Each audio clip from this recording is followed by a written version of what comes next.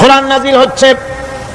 রাসূল করিম বুখারী শরীফে এসেছে, প্রতি রমজান মুবারকে হযরতে জিবরাইল আসতেন, হুজুরকে বলতেন, হুজুর আপনি তেলাওয়াত করেন, আমি শুনি, যতটুক নাজিল হয়েছে পড়েন। হুজুর পড়তেন, জিবরাইল শুনতেন, আবার জিবরাইল পড়তেন, হুজুর শুনতেন। এমনি করে করে যে বছর হুজুর ইন্তেকাল করবেন, হুজুরের জীবনের শেষ রমজান মুবারকে কোরআন নাজিল পরিপূর্ণ হয়ে গেছে। হযরত জিবরাইল বলেন, হুজুর কোরআন তো নাজিল তামাম হয়ে গিয়েছে, এবার আপনি পুরা কোরআন পড়ে আমারে শোনান। হযরত রাসূল পুরাটা পড়ে 30 পারা পড়ে শোনায় দিলেন, জিবরাইল শুনলেন। এবার জিবরাইল বলেন, হুজুর আমি তেলাওয়াত করতেছি, আপনি শুনেন। হযরত জিবরাইল 30 পারা পড়লেন, হুজুর শুনলেন। আবার হযরত জিবরাইল বলেন, হুজুর আবার আপনি পড়েন। হুজুর পড়লেন, জিবরাইল শুনলেন, আবার জিবরাইল পড়লেন, হুজুর শুনলেন। তার মানে হলো হুজুর যে বছর ইন্তেকাল করলেন, ওই বছরের রমজান মুবারকে হযরত জিবরাইল 2 বার পড়েছেন, হুজুর শুনেছেন, আর হুজুর 2 বার পড়েছেন, জিবরাইল শুনেছেন, যাতে করে একটা জের জবর, একটা আয়াত, একটা সেমিকোলন যেন বাদ না পড়ে যায়। কোরআনে কারীম মুখস্থ করার জন্য আল্লাহ রাব্বুল আলামিন এটাকে স্থায়ী করার জন্য বাধ্যতামূলক করেছেন, নামাজের ভিতরে তেলাওয়াত করতে হবে। মানুষ নামাজের মধ্যে তেলাওয়াত করে সওয়াবের জন্য, সকালে পড়ে, বিকালে পড়ে, অর্থ সহকারে বুঝে পড়ে, রাত্রে পড়ে, দিনে পড়ে। পৃথিবীতে এমন একটা মুহূর্ত নাই যখন কোরআনে কারীম তেলাওয়াত হয় না। জোরে কোন সুবহানাল্লাহ। মানুষ এটাকে তেলাওয়াত করতেছে, মুখস্থ করতেছে। এই কোরআন শরীফের ভিতরে রয়েছে সব কিছু। এর মধ্যে রয়েছে ইতিহাস, এর মধ্যে আছে বিজ্ঞান, এর ভিতরে রয়েছে দর্শন, ভূতত্ত্ব, উদ্ভিদ তত্ত্ব, নৃতত্ত্ব, খতত্ত্ব, জ্যোতির্বিজ্ঞান। এর ভিতরে রয়েছে মানুষের পারিবারিক নীতি, সামাজিক নীতি, চুক্তি নীতি, বন্ধু নীতি, যুদ্ধ নীতি, মানুষের যা প্রয়োজন সবকিছু এই কোরআনে কারীমের মধ্যে আল্লাহ পাক সন্নিবেশিত করে দিয়েছেন। জোরে কোন সুবহানাল্লাহি বিহামদি। আমার ভাইয়েরা, কোরআন এর পরিচয়ের কথা বলতেছিলাম। আল্লাহ পাক কি কোরআন আমাদের শিখালেন, কোন কোরআন আমাদের শিখিয়েছেন, সেই কোরআনের পরিচিতি আপনাদের সামনে আমি তুলে ধরতেছি। আমি নিজে না, এবার কোরআন তার পরিচয় নিজেই দেবে। কেউ যদি কোরআনের কাছে জিজ্ঞাসা করে, কোরআন তুমি কোথা থেকে নাজিল হয়েছ, কে তোমাকে নাজিল করেছে, এই প্রশ্ন যদি কেউ কোরআনের কাছে করে, কোরআন নিজেই তার জবাব দিতে পারে কিনা? কোরআন নিজেই বলে, তানজিলাম মিম্মান খালাকাল আরদা ওয়াস সামাওয়াতিল উলা। এই কোরআন নাজিল করেছেন তিনি, যিনি ওই উচ্চ আকাশ আর জমিনকে যিনি সৃষ্টি করেছেন, সেই আল্লাহ আমারে নাজিল করেছেন। কোরআনের কাছে কেউ যদি প্রশ্ন করে, ও কোরআন এই পৃথিবীতে নাজিল হওয়ার আগে তুমি কোথায় ছিলে, কেউ যদি প্রশ্ন করে, কোরআনে কারীম নিজে নিজের পরিচয় শোনায়, আমি কোথায় ছিলাম শোনো। বাল হুয়া কুরআনুম মাজিদুন ফি লাউহিম মাহফুজ। বরং এই কিতাব অতীব মর্যাদা সম্পন্ন, সুরক্ষিত ফলকে লিপিবদ্ধ ছিল, আমি ছিলাম লৌহে মাহফুজে, সেখান থেকে এসেছি। যদি কেউ প্রশ্ন করে, কোরআন কি, কোরআন তুমি কার উপরে অবতীর্ণ হয়েছ, জবাব কোরআন নিজেই দেয়, ওয়া আমিনু বিমা নুজিলা আলা মুহাম্মাদ ওয়া হুয়াল হাক্কু মির রাব্বিহিম।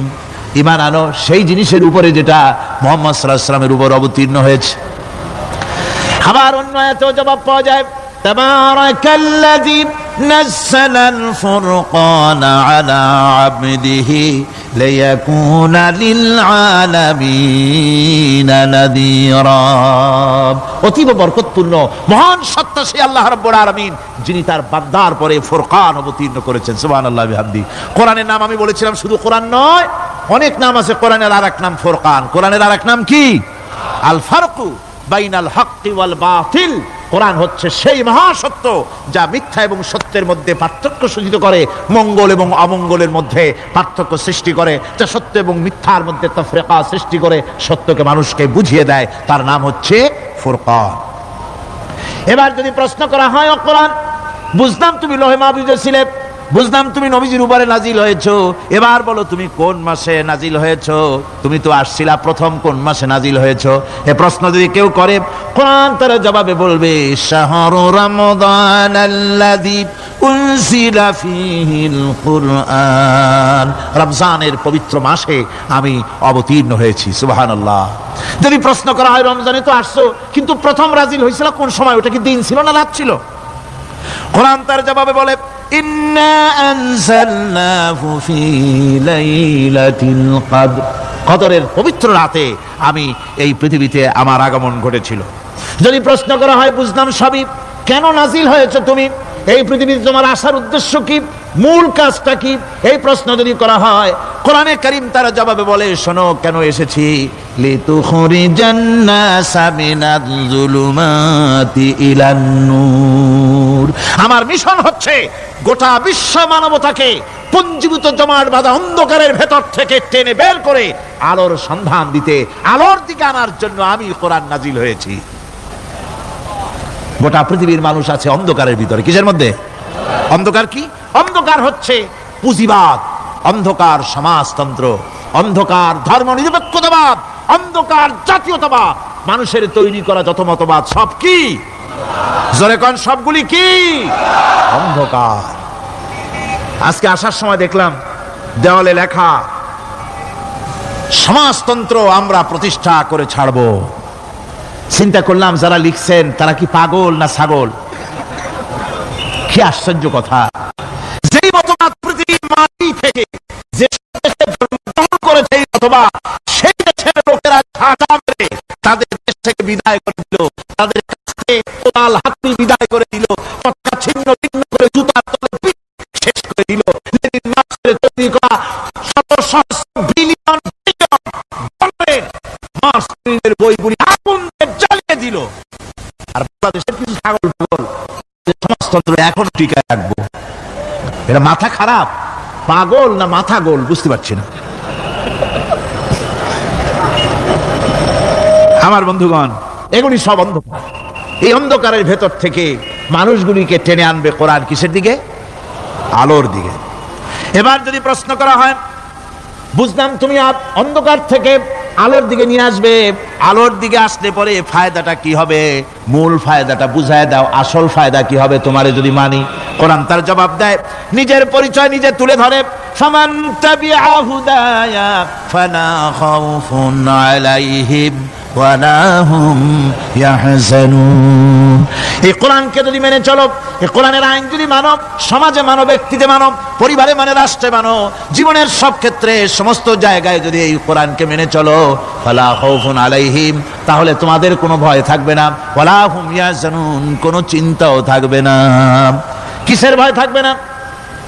কোরআনের আইন মেনে যদি চলো সমাজে ও রাষ্ট্রে, চুরির ভয়, ডাকাতির ভয়, জিনার ভয়, হত্যার ভয়, সন্ত্রাসের ভয় কোনো ভয় থাকবে না। ওয়ালা হুম ইয়াহজানুন, চিন্তাও থাকবে না। খাওয়া পড়া, শিক্ষা, চিকিৎসা, বাসস্থান, এগুলির কোনো চিন্তা থাকবে না। কোরআনের সমাজে সব কিছুর গ্যারান্টি দেওয়া হবে, সবগুলি পেয়ে যাবে। এখন যদি আবার প্রশ্ন করা হয়, কোরআন বুঝলাম তোমারে মানলে পরে সব ফায়দা হবে, তাহলে এবার জবাব দাও, তোমার ভিতরে কি রাজনীতি আছে নাকি? আমি তো মানুষ, আমার রাজনীতি করা লাগে। Man is social animal. আমরা তো জঙ্গলের পশু নই, আমরা তো মানুষ। আমাদের সমাজ আছে, আমাদের পৌর নির্বাচন আছে, আমাদের জাতীয় নির্বাচন আছে, আমাদের কলকারখানা আছে, জমিন আছে, আমাদের রাজনীতি, অর্থনীতি, সমাজনীতি আছে, পারিবারিক নীতি আছে, অনেক নিয়ম মালা আছে, নিয়ম নীতি আছে। তোমারে মানলে তোমার ভিতরে কি ওগুলো আছে নাকি সে কথা বলো। কোরআন তার জবাবে বলে, وَنَزَّلْنَا عَلَيْكَ الْكِتَابَ تِبْيَانًا لِكُلِّ شَيْءٍ وَهُدًى وَرَحْمَةً وَبُشْرَى لِلْمُسْلِمِينَ। কোরআন জবাবে বলে, শুনে রাখো, শুধু অর্থনীতি সমাজনীতি নয়, শুধু রাজনীতি আর শিক্ষানীতি, যুদ্ধনীতি নয়, তোমার জীবনে যা কিছু দরকার, ইহকালে যা কিছু দরকার, পরকালে সব কথাগুলি আল্লাহ রাব্বুল আলামিন আমি কোরআনের সিনার ভিতরে খুলে খুলে বর্ণনা করে দিয়েছেন। সব কথা এই কোরআনে কারীমের ভিতরে রয়েছে। তোমার এমন কোনো জিনিস নাই যা তুমি কোরআনে কারীমের মধ্যে পাবে না। তোমার সমস্ত প্রয়োজন আমার বুকের মধ্যে আল্লাহ দিয়ে দিয়েছেন। বিজ্ঞান আছে, দর্শন আছে, ইতিহাস আছে, সব আছে এর মধ্যে। তবে কোরআনের মধ্যে বিজ্ঞান আছে বলে আমি এটাকে বিজ্ঞানের কিতাব বলবো না, দর্শন আছে বলে দর্শনের কিতাব আমি বলবো না, রাজনীতি আছে বলে কোরআনকে আমি রাজনীতির কোনো কিতাব বলবো না। কোরআন তাহলে কি? কোরআন হচ্ছে অর্থনীতি, সমাজনীতি, রাজনীতি, পারিবারিক নীতি, মানুষের জীবনের যা কিছু প্রয়োজন, সমস্ত নীতি মালার নীতি গ্রন্থের নাম হতেছে কোরআনে কারীম। সমস্ত নীতিমালার নীতি গ্রন্থ কোরআন। এখানে রয়েছে সব কিছুর উৎস, যেটা গ্রহণ করলে পরে মানুষ আরামে থাকতে পারবে। অমুসলিম নাগরিক বৃন্দ তাদের নাগরিক মর্যাদা পাবে। মুসলমান, কৃষক, নারী, চিকিৎসা, কৃষিবিদ, সাধারণ মানুষ, রং, বর্ণ, ভাষা নির্বিশেষে গোটা মানব সভ্যতা আরামে বাস করতে পারবে। পশু পাখিও আরামে থাকবে, গাছপালাও আরামে থাকবে, যেহেতু নির্দেশ হয়েছে বিনা প্রয়োজনে গাছের পাতাটিও ছিঁড়ো না। ইসলামের সমাজ যদি চালু হয়, গাছেরাও আরাম পাবে, পাহাড়ও আরাম পাবে। চট্টগ্রামের লোকেরা যেভাবে পাহাড় কাটা আরম্ভ করেছে, এটা বড় দুঃখজনক। জুমলায় মুতারেজা একটা বলে দিলাম, অপ্রাসঙ্গিক হলেও জরুরি কথা। আপনারা পাহাড় কাটতেছেন না, আপনাদের নিজেদের পায়ে নিজেরা কুড়াল মারতেছেন। খবরদার পাহাড় কাটবেন না। আল্লাহর প্রকৃতির ভারসাম্য আপনারা নষ্ট করছেন বলে ওজোন স্তরে ফাটল ধরেছে। তা রিপেয়ার করার জন্য আজকে বিশ্বের সব বিজ্ঞানীরা হতাশ হয়ে গিয়েছে, পাগল হয়ে গেছে। কেমনে এই ওজোন স্তরের ফাটলকে রিপেয়ার করব? ওজোন স্তরটা কি? ওজোন স্তর হচ্ছে, সুবহানাল্লাহ, আল্লাহর যে কত দয়া। সূর্য, সেই সূর্যের রয়েছে আলট্রা ভায়োলেট রে, যাকে বাংলায় বলা হয় অতি বেগুনি রশ্মি।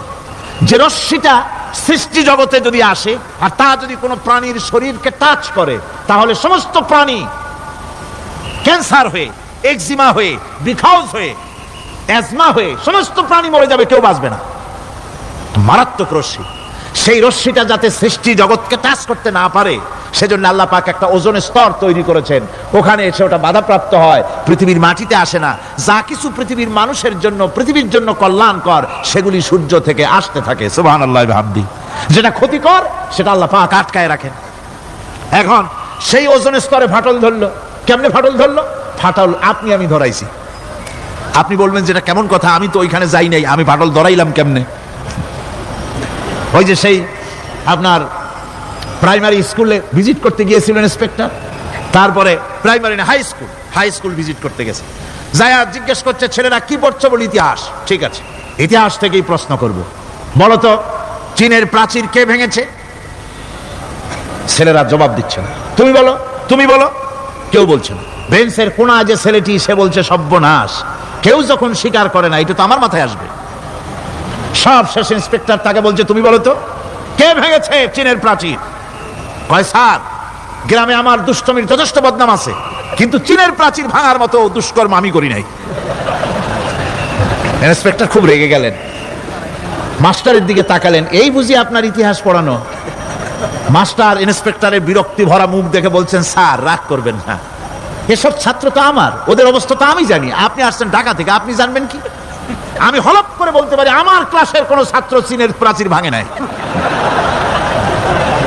ইন্সপেক্টর রাগ হইয়া চলে গেছে হেডমাস্টারের রুমে, যায় বলছে যে আমি আপনার স্কুলের গ্রান্টকে আমি নাকচ করে দেব, মঞ্জুরি আমি ক্যান্সেল করে দেব। কেন?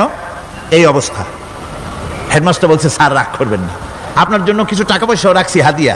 বড় একটা চর্বিযুক্ত খাসিও জবাহ করা হয়েছে, পুকুর থেকে রুই মাছ তোলা হয়েছে। তারপরেও আমার ছাত্ররা, টিচাররা বলার পরেও যদি আপনার সন্দেহ হয়ে থাকে যে আমার ছাত্ররাই ভাঙছে, তো ওই আপনি অসন্তুষ্ট হবেন না, রাগ করবেন না। স্যার, ওই প্রাচীর ভাঙতে যা খরচ লাগে আমি কিছু খরচ দেবো, তো আপনি রাগ করেন না। এখন চিন্তা করেন, স্কুলের ছাত্র থেকে শুরু করে হেডমাস্টার পর্যন্ত জ্ঞানের বহর। তো বলতেছিলাম, আপনি আমি ওজন স্তরে ফাটল ধরিয়েছি, তার অর্থ এই নয় যে আপনারা গিয়ে ওখানে কুড়াল মারিয়ে ওটারে ভাঙছেন। তাহলে ওটা কি হয়েছে? কোরআনে কারীমে রব্বুল আলামিন বলেন, ওয়ামা আসাবাকুম মিন মুসিবাতিন ফাবিমা কাসাবাত আইদিকুম ওয়া ইয়াফু আন কাসীর। যত বিপদ তোমাদের উপর আরোপিত হয়, সমস্ত বিপদ তোমাদের দুই হাতের কামাই করা। কে বলছেন? আল্লাহ পাক। ওজন স্তরে ফাটল ধরেছে, এটা বিপদ। বিশ্বের সমস্ত মানব সভ্যতা, সৃষ্টি জগতের জন্য বিপদ। এই বিপদের জন্য দায়ী পৃথিবীর মানুষ। কিরকম? সেটা হচ্ছে গাড়ির পেছন থেকে যে কালো ধোঁয়া বের হয়, কল কারখানার চিমনি থেকে যে কালো ধোঁয়া বের হয়, এই কালো ধোঁয়াগুলি, তারপরে সমস্ত কেমিক্যাল উইপেন, সেগুলি যে টেস্ট করা হয়, তার রিয়াকশন ইত্যাদি, এই কালো ধোঁয়া এবং সমস্ত মারণাস্ত্রগুলি এক্সপেরিমেন্ট করার সমস্ত এই রিয়াকশনগুলি সবগুলি গিয়ে ওই ওজোন স্তরে ফাটল ধরিয়ে দিয়েছে, আস্তে করে পাতলা হয়ে এটা ফেটে গিয়েছে, অতি বেগুনি রশ্মি আসা শুরু করেছে। এটাকে বন্ধ করার জন্য বিজ্ঞানীরা আজ মরিয়া হয়ে গিয়েছে। ইনশাআল্লাহ আল্লাহ পাক তার বিজ্ঞানীদের মানুষের মাথায় বুদ্ধি এনে দিবেন, রিপেয়ারও হয়ে যাবে ইনশাআল্লাহ। সবাই বলেন ইনশাআল্লাহ। তাহলে বললাম কেন এই কথাটা? এই জন্য বললাম যে কোরআনে কারীমের মধ্যে আল্লাহ রাব্বুল আলামিন সব কথা বলে দিয়েছেন, কোনো কথা বাদ রাখেন নাই। পাহাড়গুলি ভেঙে আমরা ক্ষতি করতেছি, গাছগুলি কেটে আমরা ক্ষতি করতেছি, প্রকৃতির ভারসাম্য নষ্ট করে দিচ্ছি, ফলে সমুদ্রের পানি স্ফীত হচ্ছে, ভূমিকম্প বাড়তেছে, ঘূর্ণিঝড় হচ্ছে, টর্নেডো হচ্ছে, পৃথিবী বিধ্বস্ত হয়ে যাচ্ছে, ক্লাইমেটের পরিবর্তন আসছে। আজকে পৌষ মাস, এটা কি মাস? কত তারিখ? দেখেন বাংলা ভাষাকে কত মহব্বত করি। যদি বলি আজকে ডিসেম্বরের কত তারিখ, গড় গড় করে মুখস্থ হয়ে যাবে। বাংলারে খুব ভালোবাসি, মাসটার তারিখ বলতে পারলাম না, দুঃখিত। এই হলো আমাদের ভালোবাসা। আজকে পৌষ মাসের অর্ধেকও শেষ হয়ে যাচ্ছে, অথচ মনে হচ্ছে শীত যেন তার শ্বশুর বাড়ি বেড়াতে গেছে। এই যে অবস্থা, এই অবস্থা শুধু বাংলাদেশে নয়, গোটা পৃথিবীতে ক্লাইমেটের একটা বিরাট পরিবর্তন আসতেছে, একটা বড় রকমের পরিবর্তন আসতেছে। এর কারণ হচ্ছে এই পৃথিবীর মানুষেরা নিজেরাই প্রকৃতির ভারসাম্যকে নষ্ট করে দিয়েছে। এই ভারসাম্য নষ্ট হওয়ার কারণে আবহাওয়ার পরিবর্তন হচ্ছে, সামুদ্রিক জলোচ্ছ্বাস বাড়তেছে, ভূমিকম্প, আগ্নেয়গিরি ইত্যাদি হচ্ছে এবং পৃথিবীর মানুষ বিধ্বস্ত হচ্ছে। বলতেছিলাম এই কোরআনে কারীমের মধ্যে আল্লাহ পাক সব কথা বলে রেখেছেন। যদি জানতাম, বুঝতাম, তাহলে এই অবস্থার সৃষ্টি হতো না। এটা বিজ্ঞানের বই নয়, রাজনীতির বই নয়, সমাজনীতির বই নয়, বরং সমস্ত নীতিমালার উচ্চ, জ্ঞানের উচ্চ হচ্ছে আল কোরআন। জ্ঞানের উচ্চ কি? আরো জোরে বলেন, জ্ঞানের উচ্চ কি? আল কোরআন। পবিত্র কোরআনে এমন এমন ঘটনা আল্লাহ পাক বলেছেন যা ষষ্ঠ শতাব্দীর দুনিয়া এ সম্পর্কে কিছুই জানতো না। অবশ্য কিছু কিছু ঘটনা ইহুদিদের কিতাবে অতিরঞ্জিত আকার এবং বিকৃত অবস্থায় এসেছে, কিন্তু কোরআনে কারীম দুনিয়ার মানুষকে আদম সৃষ্টি, নূহের বন্যা, তারপরে মুসা আলাইহিস সালাম ফেরাউনের ঘটনা, ইব্রাহিম আলাইহিস সালামের নমরুদের ঘটনা এবং ইউসুফ আলাইহিস সালামের কাহিনী সবগুলিকে সুন্দর করে কোরআন শরীফ উপস্থাপনা করেছে রাসূলের মাধ্যমে, যা পৃথিবীর ইতিহাসে কেউ জানতো না। সেগুলি আল্লাহ পাক জানাইছেন কিভাবে? কোরআনে কারীম বলছে, তিলকা মিন আম্বাইল গায়বি নূহিহা ইলাইকা মা কুনতা তা'লামুহা আনতা ওয়ালা কওমুকা মিন ক্বাবলি হাদা। এ হলো সব অজ্ঞাত ঘটনা। সমস্ত ঘটনাগুলি আল্লাহ পাক তার হাবিবকে শুনিয়ে বলে দিলেন, সব অজ্ঞাত ঘটনা যা তুমি জানতে না, তোমার কোনো জানা ছিল না, আমি ওহীর মাধ্যমে তোমাকে সব জানাইছি। ইউসুফ আলাইহিস সালামকে যখন তার ভাইয়েরা কুয়ার মধ্যে ফেলে দিতেছিল তখন তুমি উপস্থিত ছিলে না, এই ঘটনা ওহীর মাধ্যমে আমি জানালাম। মুসা আলাইহিস সালামকে যখন ফেরাউন দরিয়ার ভিতরে ফেলে দিল, সেই সময় তুমি সিনাই পর্বতের পাশে দাঁড়িয়ে সব দৃশ্য লক্ষ্য করনি, অথচ আমি ওহীর মাধ্যমে সব তোমাকে খুলে খুলে বলে দিয়েছি। আল্লাহ পাক সমস্ত ঘটনাগুলিকে বলে বলে কোরআন শরীফের মধ্যে সব সাজিয়ে দিলেন, বলে দিলেন। তিনি বললেন, ওয়ামা কুনতা বিজানিবিল গারবি ইয কাদাইনা ইলা মুসাল আমরা ওয়ামা কুনতা মিনাশ শাহিদিন। ফিরআউন যে মুসার সঙ্গে যে ব্যবহারটা করলো, এ সময় সেখানে তুমি উপস্থিত ছিলে না, আমি ওহীর মাধ্যমে তোমাকে তা জানিয়েছি। কাযালিকা নাকুসসু আলাইকা মিন আনবাই মা ক্বাদ সাবাকা ওয়া ক্বাদ আতাইনাকা মিন লাদুন্না যিকরা। আল্লাহ পাক বলেন, এভাবে আমি আপনার কাছে অতীত ঘটনাবলী ওহীর মাধ্যমে নিখুঁতভাবে আপনার সামনে সব বলে দিয়েছি। আমার ভাইয়েরা, এই বিশ্বলোকে ঊর্ধ্ব লোক সম্পর্কে নির্ভুল তথ্য বর্ণনা আল্লাহ পাক করে দিয়েছেন কোরআনের মাধ্যমে। 1665 খ্রিস্টাব্দে স্যার আইজাক নিউটন তিনি আবিষ্কার করলেন মাধ্যাকর্ষণ শক্তিকে। এই মাধ্যাকর্ষণ শক্তি, ল অফ গ্র্যাভিটেশন, এ সম্পর্কে মানুষের এর থেকে কিছু জানলো, কিন্তু আজ থেকে 1400 বছর আগে আল্লাহ রাব্বুল আলামিন তার উম্মি নবী, যিনি কোনো বিজ্ঞানাগারে লেখাপড়া করেন নাই, কোনো সায়েন্স রিসার্চ করেননি, যিনি কোনো কলেজ ইউনিভার্সিটিতে পড়াশোনা করেননি, তার মাধ্যমে জানিয়েছেন মাধ্যাকর্ষণ শক্তির কথা। কোরআন বলছে, ইন্নাল্লাহা ইউমসিকুস সামাওয়াতি ওয়াল আরদা আন তাজুলা। এই পৃথিবী এবং সমস্ত গ্রহ উপগ্রহকে আল্লাহ পাক বলছেন, আমি এমন এক শক্তি দিয়েছি যে শক্তির মাধ্যমে একটা আরেকটাকে আকর্ষণ করে রাখছে। এই পৃথিবীতে মাধ্যাকর্ষণ শক্তি শুধু পৃথিবীর নাই, সূর্যের আছে, মঙ্গলের আছে, নেপচুনের আছে, ইউরেনাসের আছে, বৃহস্পতির আছে।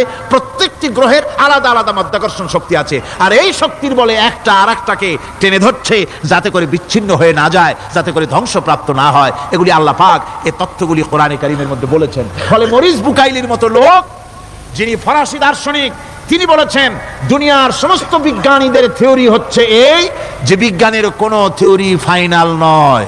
আজ একটা হচ্ছে, কাল সেটাকে পরিবর্তন করে নতুন আর এক থিওরি আসতেছে।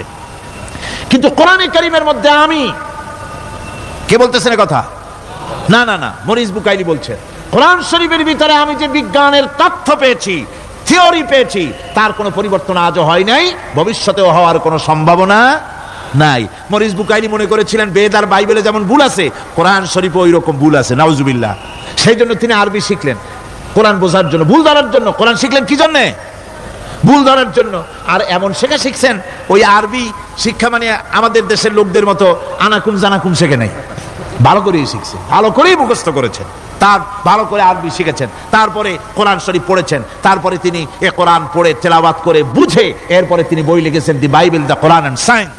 এই বইয়ের মধ্যে তিনি পরিষ্কার লিখেছেন, কোরআন পড়লাম, এর ভিতরে একটা নকতা দেওয়ার, একটা কলমের ফোঁটা দেওয়ার জায়গা কারণ নাই। কোরআন নিঃসন্দেহে মহান স্রষ্টা আল্লাহ রাব্বুল আলামিনের মানুষের বানানো কিতাব, এটা হতে পারে না। সুতরাং কোরআন শরীফের মধ্যে আল্লাহ পাক সব কথা বলে দিয়েছেন। বিজ্ঞানের সাথে কিন্তু কোরআনের সংঘর্ষ নাই। অনেকে মনে করে যে বিজ্ঞান আর কোরআন এর মধ্যে বিরাট সংঘর্ষ। না, বিরাট সংঘর্ষ নয়, দুই একটা পয়েন্টে সংঘর্ষ থাকতে পারে। অধিকাংশ ব্যাপারই বিজ্ঞান, আমি মনে করি বিজ্ঞানের আবিষ্কার যত বাড়বে, কোরআন বোঝা মানুষের জন্য তত সহজ হবে। এটা আমার ধারণা, এটা আমার ধারণা। বিজ্ঞানের সাথে দুই একটা পয়েন্টের উপরে সংঘর্ষ আছে, যেমন চন্দ্র এবং সূর্য সম্পর্কে, সৌরজগৎ সম্পর্কে Copernicus, Kepler, Galileo, Newton, Einstein মহাশূন্য সম্পর্কে যে সব বক্তব্য রেখেছেন, সেসব বক্তব্যের সাথে কোরআন শরীফের কিছুটা বৈপরীত্য রয়েছে। যেমন কেউ বলেছেন সূর্য ঘোরে, পৃথিবী স্থির, কেউ বলে সূর্যের চতুর্দিকে পৃথিবী ঘোরে, কেউ কয় চন্দ্র ঘোরে, কেউ কয় আমরা কি আর বসে থাকি, আমরাও ঘুরি। কিন্তু আসলে ঘোরেটাকে কে ঘোরে, এ ফয়সালা কে দেবে? কে দিবে বলুন তো? হ্যাঁ, ঠিক বলেছেন, আল্লাহই দিবেন, কারণ এগুলি সৃষ্টি করেছেন কে? এবার শুনুন, এই বিতর্কের মীমাংসা আল্লাহ পাক করছেন কোরআনে কারিমে বহু আগে। গ্যালিলিও, কেপলার, কোপারনিকাস, এদের বলার অনেক আগে বিশ্বনবী জনাবে মুহাম্মদ রাসূলুল্লাহ সাল্লাল্লাহু আলাইহি ওয়াসাল্লাম তিনি বলে দিয়েছেন, আল্লাহর কথা তিনি বলেছেন, লাশ-শামসু ينبغي لها أن تدرك القمر ولا الليل سابق النهار وكل في فلك يسبحون। প্রবল জ্ঞানী হইবে যাহারা, আপন মনেতে বুঝিবে তাহারা, রাত্রি পারে না আগে যাইবার দিনের স্থান করি অধিকার, চন্দ্র বাঁধে না সূর্যের গায়েতে, সূর্য পারে না চন্দ্রকে ধরিতে, যার যে স্থান বহাল রাখিয়া ভ্রমণ করিছে খোদাকে ডরিয়া। আল্লাহ রাব্বুল আলামিনকে ভয় করে সব ঘুরছে, চাঁদ ঘোরে, সূর্য ঘোরে, মঙ্গল ঘোরে, ইউরেনাস ঘোরে, বৃহস্পতি ঘোরে, পৃথিবীও ঘোরে, সব ঘুরছে তো ঘুরছেই, বন করে ঘুরছে, একটা নির্দিষ্ট কক্ষপথে, আপন আপন কক্ষপথে ঘুরছে, যার ফলে অ্যাক্সিডেন্ট হয় না। সুবহানাল্লাহ, জোরে বলেন সুবহানাল্লাহ। নির্ধারিত কক্ষে ঘুরছে, নির্ধারিত কক্ষে ঘুরছে, এর কক্ষগুলি আল্লাহ পাক ঠিক করে দিয়েছেন, সেই কক্ষে ঘুরতেছে, একে অপরের পথ অতিক্রম করতেছে না। আবার ওই মহাশূন্যের ভেতরে রয়েছে black hole. Black hole, black hole কি? ব্ল্যাক হোল হচ্ছে একটা বিরাট অন্ধকার গহ্বর, একটা মৃত্যুকূপ।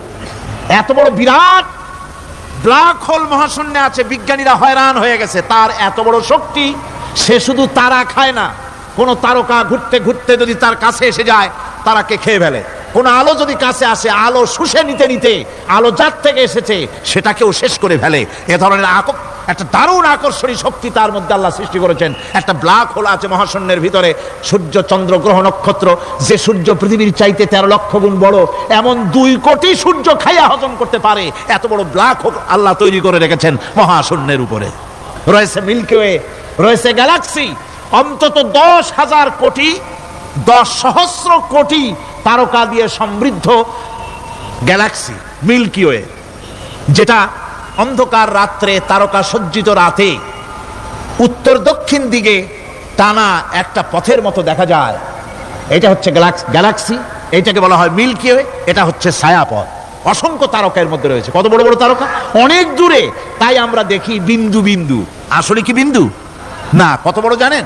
বিজ্ঞানীরা বলেছেন দৈত্যের মতো বিরাট বিরাট তারকা আছে, যে সূর্য পৃথিবীর চাইতে 13 লক্ষ গুণ বড়। এরকমের সূর্যের অন্তত 3 কোটি সূর্য খাইয়া হজম করতে পারে এরকম অসংখ্য তারকা মিল্কি ওয়ের ভিতরে আল্লাহ সৃষ্টি করেছেন। সুবহানাল্লাহ বিহামদিহি, সুবহানাল্লাহ। আর মানুষ লাফায়, 4 আঙ্গুল মানুষ খালি লাফ দেয়, মোষ কতগুলো রাখিয়া কোন আনন্দে লাফা। কি শক্তি তোমার! মহাশূন্যের তুলনায় এই পৃথিবীর অবস্থান কি জানেন? এই জন্য যত বেশি পড়াশোনা করবেন মাথা নত হয়ে যাবে। কমিউনিস্ট হয় ছাগলেরা, বুদ্ধিমান কোনোদিন কমিউনিস্ট হয় না। কারা কমিউনিস্ট হয়? ছাগলগুলি, যাদের আকল নাই, যাদের জ্ঞান নাই, বুদ্ধি নাই, ওরাই কমিউনিস্ট হয়। কোন চিন্তাবিদ, কোন বিজ্ঞানী কমিউনিস্ট হয় না। মাথা নত হয়ে যায়, আল্লাহর এই সৃষ্টি দেখে পাগল হয়ে যায়। নিঃসন্দেহে আল্লাহ আছেন, নইলে পরে এগুলি হয় কি করে? আমি চিন্তা করে পাই না কমিউনিস্ট হয় কেমন, কতখানি পাগল হইলে হয়। ছোট্ট একটা রুমাল দেখলে মনে করি কোন তাঁতি এটারে বানাইছে। একটা এই কি জানি কয় মাইক দেখলে মনে করি কেউ এটাকে বানাইছে। টেবিল দেখলে মনে করি কেউ বানাইছে। ফ্রিজ দেখলে মনে করি বানাইছে কেউ। একটা সুই দেখলে মনে করি কেউ এটাকে বানাইছে। আর এই বিশাল পৃথিবী, ওই বিশাল আকাশ, কমিউনিস্টরা কয় এমনি এমনি হইছে। কয় বোতল খায় দৈনিক আল্লাহই জানে। আমার বন্ধুগণ, মাথা নত হয়ে আসবে চিন্তা করলে কি বিশাল সৃষ্টি আল্লাহ পাকের। এই ছায়াপথ, এই গ্যালাক্সি, এর তুলনায় পৃথিবীর অবস্থান কোথায়? পৃথিবীর অবস্থানটা হচ্ছে, আমার হাতে এটা একটি কলম। এই কলমটা কাগজের উপরে আমি যদি এই নিপটা রাখি, কাগজের ভিতরে নিপে যতটুকুন জায়গা টাচ করবে, মহাশূন্য গ্যালাক্সি মিল্কি ওয়ে, আল্লাহর ওই মহাশূন্যের তুলনায় পৃথিবীর অবস্থান একটা কলমের নিপে যতটুকুন জায়গা নেয় এর থেকে বেশি নয়। এই যদি হয় পৃথিবী, তাহলে সেই পৃথিবীর মানুষ আপনি কতটুকুন? সলিমুদ্দিন বসিরুদ্দি খালি লাফায়। আমার বন্ধুগণ, লাভ কি? লাভের চোটে বলে হ্যান করেঙ্গে ত্যান করেঙ্গে, লাঠি কে আন্দার মুগুর ভরেঙ্গে।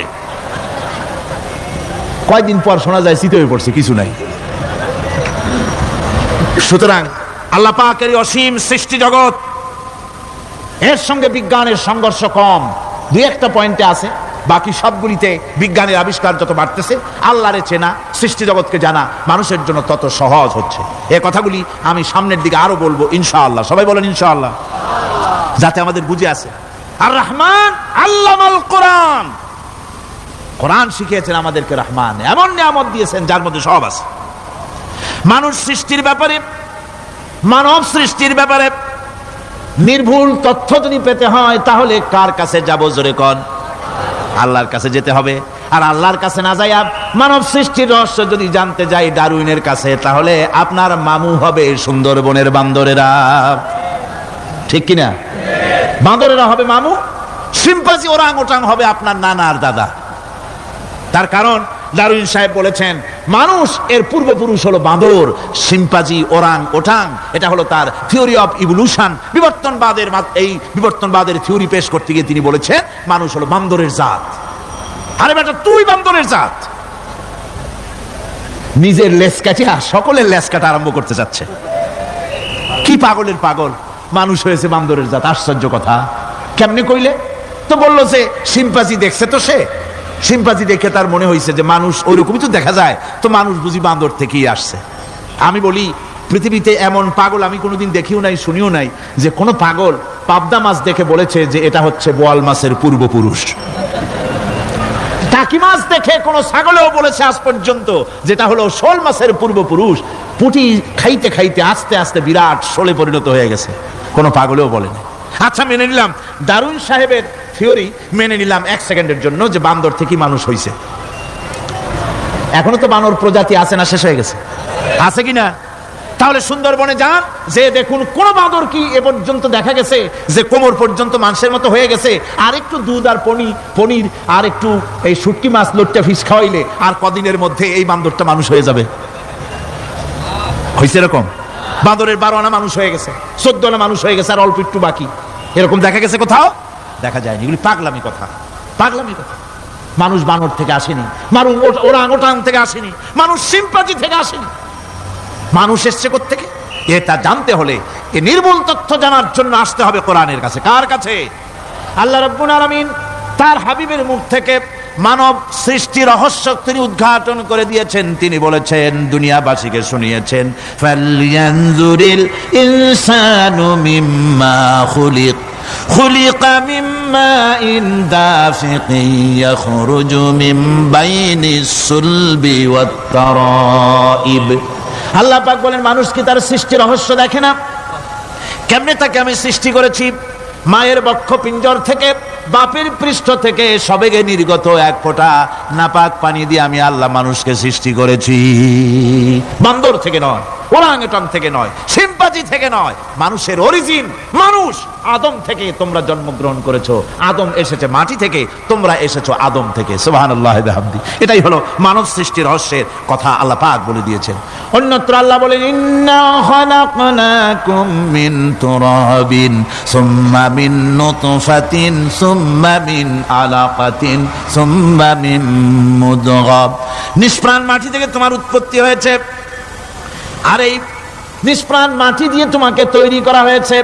এগুলি মাতৃগর্ভের ভিতরে গিয়া নাপাক পানি ফোঁটা জমাট রক্ত হয়েছে, গোশত হয়েছে, তারপরে মানুষের আকৃতি দিয়েছি, আর এরপরে বাচ্চার আকারে মায়ের পেট থেকে আমি আল্লাহ মানুষ করে তোমাকে বের করেছি। সুতরাং মানব সৃষ্টি রহস্যের কথা বিজ্ঞানের সাথে যেটা সাংঘর্ষিক হবে কোরআনের সাথে, আমরা সেটা মানতে পারি না। আমাদেরকে মানতে হবে মূল জ্ঞানের কিতাবটা। মূল জ্ঞানের কিতাব কোনটা? জোরে কোন তো কোনটা?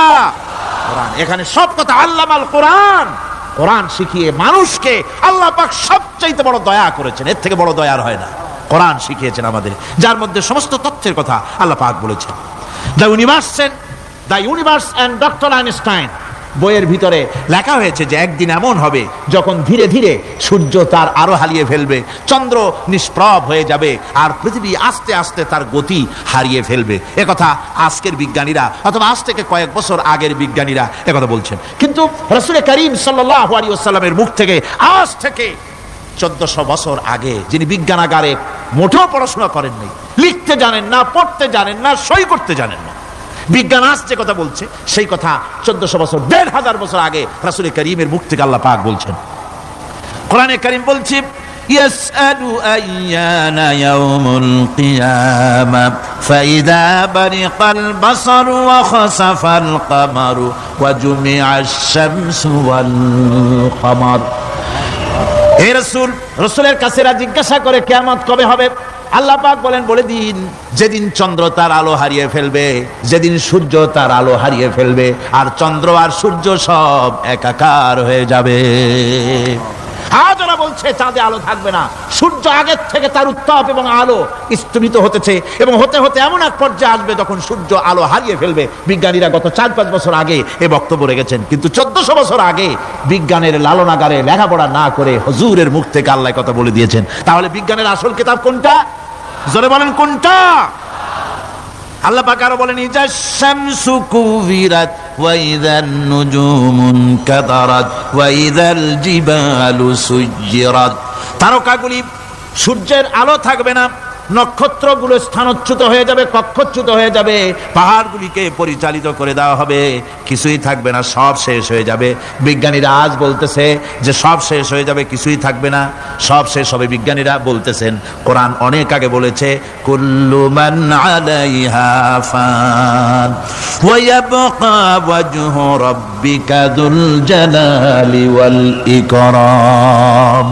সব শেষ হয়ে যাবে, বিশ্বে যা কিছু আছে সব লয় হবে, ক্ষয় হবে, ধ্বংস হবে, কিচ্ছু থাকবে না, থাকবেন শুধু আল্লাহ সুবহানাহু ওয়া তাআলা। সুবহানাল্লাহি ওয়া বিহামদি। কোরআনে কারীম এ কথা বহু আগে আমাদেরকে জানিয়ে দিয়েছে। সুতরাং আসল জ্ঞানের কিতাবটাই হচ্ছে কোরআনে কারীম। এই কোরআনের কাছে আমরা যত যেতে পারবো, যত কোরআন বুঝতে পারবো, ততই আমাদের জন্য আমরা সমৃদ্ধ হতে পারবো, আমাদের উপর আল্লাহর রহমত আসবে, আমরা সমাজ চালাতে পারবো, আমরা দেশ চালাতে পারবো, আমরা দুনিয়ায় শান্তি পাবো, আমরা আখিরাতেও মুক্তি লাভ করতে পারবো।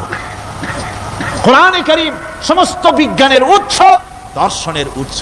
এইটা না জানলে কিছুই জানা হয় না, এইটা জানা হলে সব জানা হয়। পণ্ডিত আপনার ডক্টর শহীদুল্লাহ, আল্লাহ জান্নাত নসিব করুন, সবাই বলুন আমিন। তিনি বলতেন, বড় বড় সেমিনারে গিয়ে বলতেন তিনি, যে আপনারা যারা বক্তব্য রাখতে এসেছেন, জনগণকে বলছি না, যারা বক্তব্য রাখতে এসেছেন, এমএ পাস করেছেন, ডিগ্রি করেছেন, পিএইচডি করেছেন, এভারসিএস করেছেন, বহু কিছু ডিগ্রি আপনারা লাভ করেছেন, নামের আগে 6 হাত লম্বা ডিগ্রি আপনারা লাগাইছেন, আপনারা পণ্ডিত ঠিকই, কিন্তু এই কোরআন শরীফের জ্ঞান যদি আপনাদের না থাকে, আপনারা পণ্ডিত, তবে আপনারা মূর্খ পণ্ডিত।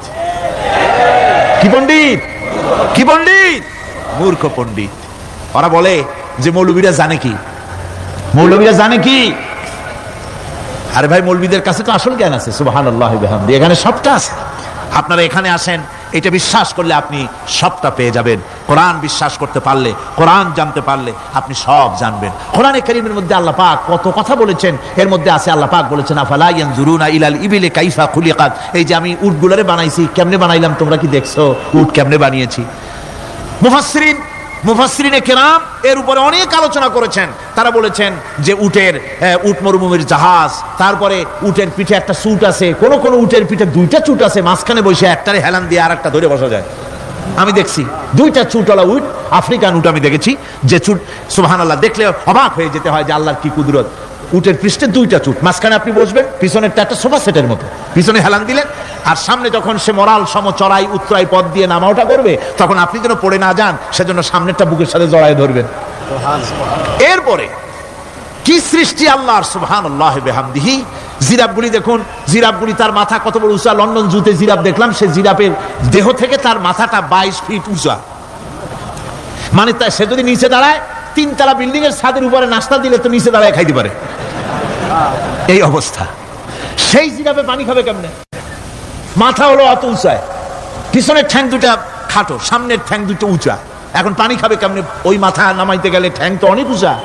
আল্লাহ পাক এমন সুন্দর ব্যবস্থা করলেন, সামনের 2টা ঠ্যাং এভাবে সরায় দেওয়ার মতো। ও যখনই পানি খায় দেখলাম 2টা ঠ্যাং অনেক ছড়ায় দেয়, 2 দিকে ঠ্যাং চলে যায়, তখন মাথাটা সহজে নিচে নামায় আসে, পানি খাইতে পারে। এর সুযোগগুলি আল্লাহ সুবহানাহু ওয়া তাআলা তিনি করে দিয়েছেন। ওমা কুন্না আনিল খালকি গাফিলিন, আমি আমার সৃষ্টি জগৎ সম্পর্কে অমনোযোগী নহি। সুবহানাল্লাহি ওয়া বিহামদিহি। ভল্লুকগুলি কি বিরাট বিরাট একটা ভল্লুক, শ্বেত ভল্লুক দেখেছি, কৃষ্ণ ভল্লুক দেখেছি, হাঁটতেছে মনে হয় যেন পায়ের তলায় হাফসুল করা, ঠিক জুতা পায়ের তলাটা যেমন দেখা যায় ওই রকমের তলাটা, গায়ে একেবারে পশম। ওই বরফের দেশে থাকতো, সে শীত কষ্ট না পায়, সেই জন্য আল্লাহ একটা কম্বল ওর গায়ে জড়ায় দিয়েছে, অটোমেটিক কম্বল। সুবহানাল্লাহি ওয়া বিহামদিহি। তো উট, আল্লাহ বলছেন উট কেমনে বানাইছি দেখছো? আফালা ইয়ানজুরুনা ইলাল ইবিলি কাইফা খুলিকাত। উট বানালাম কেমনে দেখেছিস? মানুষ অবাক হলো, আল্লাহ এত কথা থুইয়া উটের কথা বলছেন, কারণ নানান রকম মানুষ বলল। শেষ পর্যন্ত প্রাণীতত্ত্ববিদরা তারা আবিষ্কার করলেন মূল কারণটি। অনেক কারণ আছে আল্লাহ পাকের কথা বলার। উট তো মরুভূমির জাহাজ, তারপরে উট মানুষের অনেক উপকারে আসে, এ কথা বলা হয়েছে। প্রাণীতত্ত্ববিদরা খুঁজে খুঁজে তারা দেখতে পেয়েছে যে উটকে জবাহ করে দেখা গেছে, উট সমস্ত প্রাণী বাতাস থেকে অক্সিজেন যতটা গ্রহণ করে ততটা ছেড়ে যায়, যতটা গ্রহণ করে ততটা ছেড়ে যায়। একমাত্র প্রাণী উট যে যতটা অক্সিজেন গ্রহণ করে বাতাস থেকে সবটা ছাড়ে না, 2/3 ছেড়ে দেয়, 1/3 তার লাংসের পাশে রাখার জন্য আল্লাহ পাক একটা চেম্বার তৈরি করেছেন। ওই চেম্বারের ভিতরে 1/3 অক্সিজেন থেকে যায়, কারণ পানিও রেখে, তার পানি রাখার জন্য রিজার্ভ ট্যাঙ্কি আছে, একটা ভেতরে একটা রিজার্ভ ট্যাঙ্কি আছে, অক্সিজেন রাখার একটা চেম্বার আছে। এগুলি কেন? এই জন্য যে মরুভূমির ভিতরে সাইমুম শিল্পী গোষ্ঠী না, কিন্তু ঝোড়ো হাওয়া, মরুভূমির ভিতরে ঝোড়ো হাওয়া, এই ঝোড়ো হাওয়া যখন আরম্ভ হয়ে যায় তখন মানুষ বাঁচতে পারে না, মানুষ টের পাইয়া সব বাড়িতে চলে যায়। মরুভূমিতে চড়ে বেড়ায় উট, সে যাবে কোথায়? উঠতে যাওয়ার জায়গা নাই। 7 দিন 8 দিন 1 সপ্তাহ 2 সপ্তাহ পর্যন্ত এই মরুভূমিতে ঝড় চলতে থাকে, বালুর ঝড়, কিচ্ছু দেখা যায় না। ওখানে দেখছিলেন বালুর পাহাড়, কালকে আজকে দেখবেন বালুর পাহাড় এখানে চলে আসছে। এইভাবে পাহাড় তৈরি হয়ে যায়, বালি উড়ায় নিয়ে যায় বাতাসে। এই বাতাসের ভিতরে বালু উঠতে থাকে সমানে, মানুষ প্রাণী কিছুই সেখানে শ্বাস করতে পারে না, বাঁচতে পারে না। উটের মতো প্রাণী যে মরুভূমিতে থাকে, ও বাঁচবে কি করে? আল্লাহ সুবহানাহু ওয়া তাআলা ওর লাংসের পাশে অক্সিজেন রাখার চেম্বার করে পানির ট্যাঙ্কি তৈরি করে দিয়ে রেখে এমন কায়দা করেছেন, ও যখনই টের পায় যে ঝড় শুরু হবে, সাথে সাথে ঠ্যাং দিয়া মুখ দিয়া গর্ত করে বালুর ভিতরে মাথা ঢুকাইয়া 1 সপ্তাহ 2 সপ্তাহ থাকতে পারবে মাটির তলে, অক্সিজেনের অভাব হবে না। আফালা ইয়ানজুরুনা ইলাল ইবিলি কাইফা খুলিকাত, দেখো নাকি কিভাবে সৃষ্টি করেছি আমি এই সুন্দর উটকে, একবার দেখো। আর শুকরিয়া তোমার মাথা নত হবে। যত বড় কমিউনিস্ট হও, আল্লাহর জন্য সেজদা দিতে বাধ্য হবে যদি তোমার ঈমান এতটুকুনো থাকে। আমার ভাইরা, আল্লাহ রাব্বুল আলামিন অসংখ্য প্রাণী সৃষ্টি করেছেন এবং সবগুলির প্রয়োজন তিনি মিটিয়েছেন। সুবহানাল্লাহ পড়েন। দেখুন সমুদ্রের ভিতরে তিমি চলতেছে, বিশাল তিমি। অনেকে দেখেন নাই, কেউ কেউ দেখেছেন, আমি দেখেছি তিমি মাছ, বিশাল তিমি। এই তিমি মাছ শত শত টন ওজন, একটা তিমি 150 টন 250 টন 500 টন 1000 টন, বিরাট বিরাট ওজনের তিমি মাছ। এই তিমি মাছ পানির নিচে থাকে, আবার পানির উপরেও আসে। উপরে আসবে কেমনে, নিচে যাবে কেমনে এত ওজন নিয়ে? আল্লাহ সুবহানাহু ওয়া তাআলা তার পেটের ভিতরে লক্ষ লক্ষ গ্যালন পানি ধরে, হাজার হাজার গ্যালন পানি ধরে এরকম একটা রিজার্ভ ট্যাঙ্ক তৈরি করেছে। ও যখন ডুবতে চায় তখন পিঠের উপর থেকে ডালাটা উন্মুক্ত করে দেয়, গলগল করে সমুদ্রের পানি পেটের মধ্যে ঢুকতে থাকে। পানিতে ভরে গেল, শরীরের ওয়েট দারুণ ভাবে ওয়েট ক্যারি করলো, তখন সে আস্তে করে সমুদ্রের তলায় ডুবে গেল। আবার যখন সে শ্বাস প্রশ্বাসের জন্য, অক্সিজেনের জন্য সমুদ্রের উপরে উঠতে চায়, তখন ডালাটা খুলে দিয়ে পাম্প দেয় নিজের শরীরে। পাম্প দিলে পরে তার ভিতর থেকে রক্ষিত পানির ফোর্স এত উঁচা হয়, অন্তত 10 মাইল দূর থেকে সেই পানির ফোয়ারা দেখা যায়। তিমি মাছের এই অবস্থা দেখে মানুষ তৈরি করেছে সাবমেরিন। আমি সাবমেরিনেও চড়েছি, দেখেছি। দ্বিতীয় বিশ্বযুদ্ধে যে সাবমেরিন ব্যবহার করা হয়েছিল, পোর্টসমাউথে সেই সাবমেরিন আমাকে দেখানো হয়েছে, আমি দেখেছি। তাতেও ঠিক একই কায়দায় পানি ভরে পানির তলায় যায়, আবার ওঠার সময় পানি ছেড়ে উপরে চলে আসে। তিমি মাছ থেকেই মানুষ এটাকে গ্রহণ করেছে। মানুষের শিক্ষার জন্য অগণিত প্রাণী আল্লাহ সৃষ্টি করেছেন। বিজ্ঞানের সাথে তাই কোরআনের সংঘর্ষ নাই। বিজ্ঞান মানুষকে যত বেশি আবিষ্কার করবে, বিজ্ঞান কোরআন বোঝা মানুষের জন্য তত সহজ হবে। আর আপনারা যত জ্ঞানী হবেন, কোরআন যত পড়বেন, মাথা তত নত হবে। তুলা গাছের ফল যত পাকে, তত গাছ কি হয়, ডালগুলো কি হয়, উপরে উঠে যায়। বোঝেন না কেন? তুলা গাছ নাই আপনাদের দেশে? তুলারে কি কয় চট্টগ্রামে? তুলা গাছরে কি কয়? তুলা গাছ। তুলা গাছের ফল যত পাকে তত গাছের ডাল কি হয়, যখন কাঁচা থাকে তখন নিচে থাকে, ডাল ঝুঁকে পড়ে, আর পাকলে পরে উপরে উঠে যায়। আর আম গাছের ফল যত পাকে তত ডাল কোথায় যায়, নিচে যায়। যারা মানুষের তৈরি করা এই সমস্ত জ্ঞানে যারা সমৃদ্ধ হয়, তারা ওই তুলা গাছের মতো আস্তে করে যতই জ্ঞানে বৃদ্ধ হয় ততই ডাল উপরের দিকে যায়, জ্ঞান তত হালকা হয়। আর কোরআন আমের মতো, কাঁঠালের মতো, মানুষের উপকারী এমন এক ফলের মতো, যত পাকে যত পড়ে, জ্ঞান যত সমৃদ্ধ হয়, ততই আল্লাহর সামনে মাথা নত হয়ে যায়। মানুষের কাছে জ্ঞান খুবই সংক্ষিপ্ত জ্ঞান। মানুষের কাছে অমা উতিতুম মিনাল ইলমি ইল্লা কালিলা, খুব সামান্যতম জ্ঞানই তোমাদেরকে দেওয়া হয়েছে, বেশি জ্ঞান আমাদের কাছে নাই। সবচাইতে বড় জ্ঞানের উৎস আল্লাহ সুবহানাহু ওয়া তাআলা। জ্ঞানের উৎস হচ্ছে কোরআনে হাকিম। সেই কোরআন থেকে আল্লাহ পাক দয়া করে আমাদেরকে কোরআন শিখিয়েছেন। জোরে কোন সুবহানাল্লাহি বিহামদি। মানুষের অবস্থা তো সবসময় একরকম থাকে না। অর্থনৈতিক বিপর্যয় হইতে পারে, টাকা পয়সা নাও থাকতে পারে, অশান্তি থাকতে পারে। আল্লাহ পাক তার নবীকে কি বলেছেন দেখেন, فَإِذَا فَرَغْتَ فَانصَبْ وَإِلَى رَبِّكَ فَارْغَب।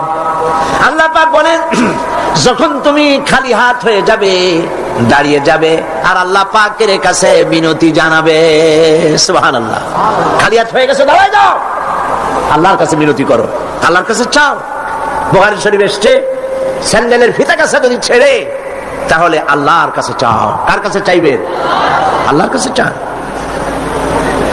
আমাদেরকে এই দৃষ্টান্ত নবীরা দেখায় দিয়েছেন, পয়গম্বরেরা আল্লাহর কাছে চেয়ে আমাদের দেখাইছে।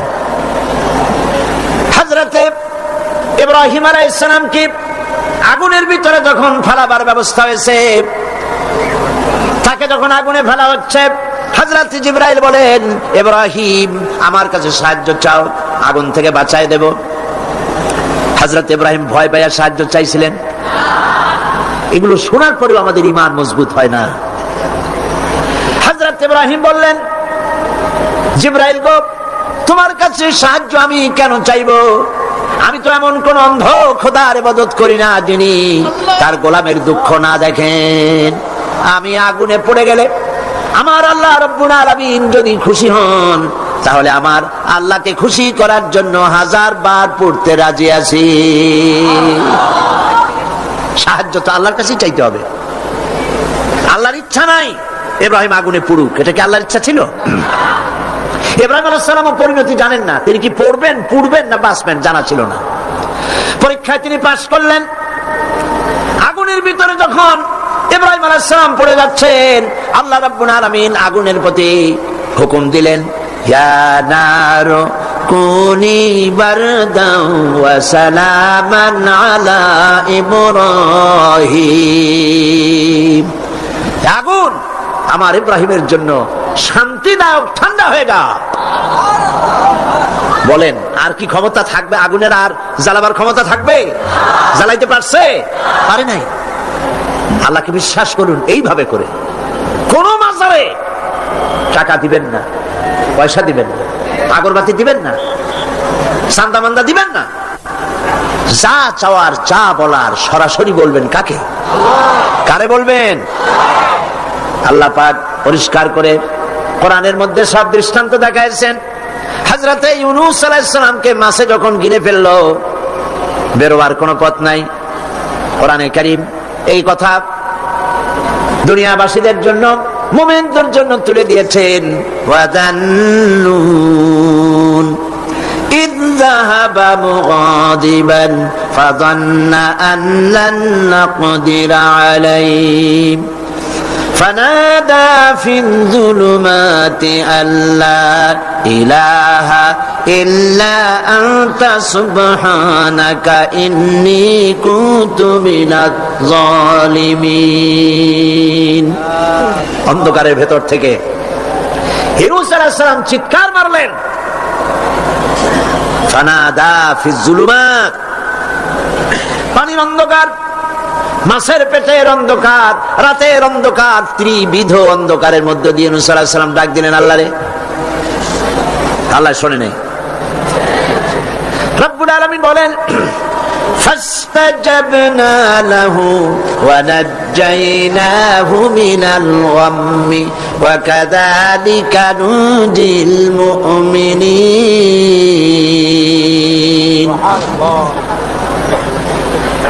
আল্লাহ রাব্বুল আলামিন বলেন, আমি ইউনূসের ডাক শুনলাম আর ডাকের জবাব দিয়া দিলাম।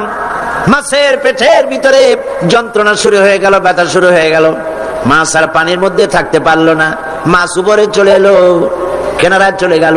মাছ ববি করে ইউনূস আলাইহিস সালাম রে ফেলে দিল কিনারে। আল্লাহ পাক বলেন, শোনো দুনিয়ার মানুষেরা, শুধু ইউনূসকে নয়, ওয়া কাযালিকা নুজিল মুমিনিন। মুমিনেরা যখনই বিপদে পড়বে, আমারে যদি ডাকে, আমি এইভাবে করে, ওয়া কাযালিকা, এইভাবে করে আমি বিপদ থেকে বাঁচায় দেব। সুবহানাল্লাহ। সুতরাং আল্লাহ পাকের এই কোয়ালিটি বুঝতে পারলে এটাই হলো তাওহীদ।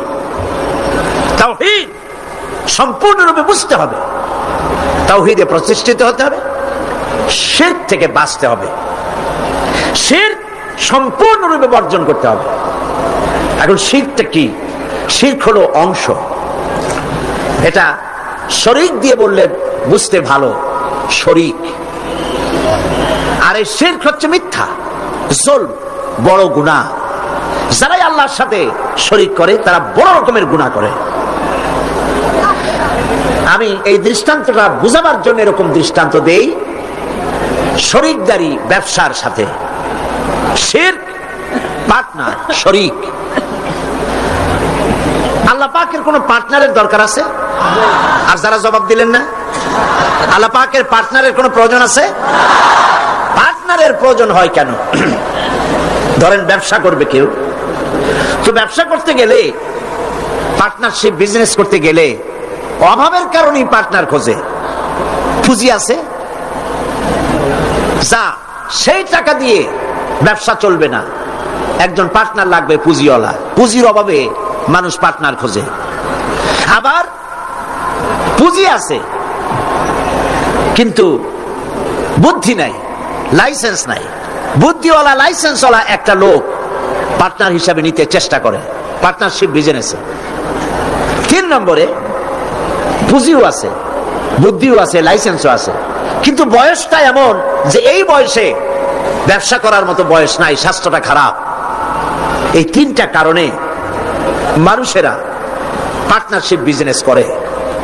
এখন আল্লাহর সাথে শরীক করলে আল্লাহ সহ্য করেন না, কারণ হলো আল্লাহর তো এই 3 অভাবের কোনো অভাব নাই। বুঝে আসে নাই মনে হয়? আল্লাহর পুঁজির অভাব আছে? আচ্ছা, আল্লাহর পুঁজি আছে কিনা তা আল্লাহর কাছে জিজ্ঞেস করি। কেউ যদি আল্লাহকে প্রশ্ন করে তোমার পুঁজি আছে কি নাই, এই প্রশ্ন করার আগে রব্বুল আলামিন কোরআনে কারীমের মধ্যে জবাব দিয়ে রেখেছেন, ওয়াল্লাহু গানিয়্যুন ওয়া আনতুমুল ফুকারা। আল্লাহ হচ্ছেন অভাব মুক্ত, সবকিছুর মালিক তিনি গানি।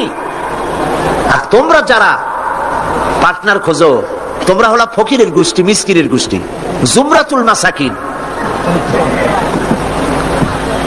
আর আমার পুঁজির অবস্থা শোনো, আল্লাহ পাক বলছেন, মা ইনদাকুম ইয়ানফাদু ওয়া মা ইনদাল্লাহি বাক। তোমাদের পুঁজি ফুরায় যায়। গত বছর যা ছিল আস্তা নাই, 50 মণ ধান দিয়েছিলাম, খাইয়া খুইয়া সর্বনাশ করছো। ধান নাই, চাউল নাই, যা দেই সব খাইয়া শেষ করো। তোমাদের পুঁজি ফুরায় যায়। ওমা ইনদাল্লাহি বাক। আর আল্লাহর পাত্র থেকে, ভাণ্ড থেকে যত দেওয়া হয় ফুরায় না, বড় থাকে। আল্লাহর কোনো পুঁজির অভাব নাই। শুধু তাই নয়, লাহু মাকালিদুস সামাওয়াতি ওয়াল আরদ।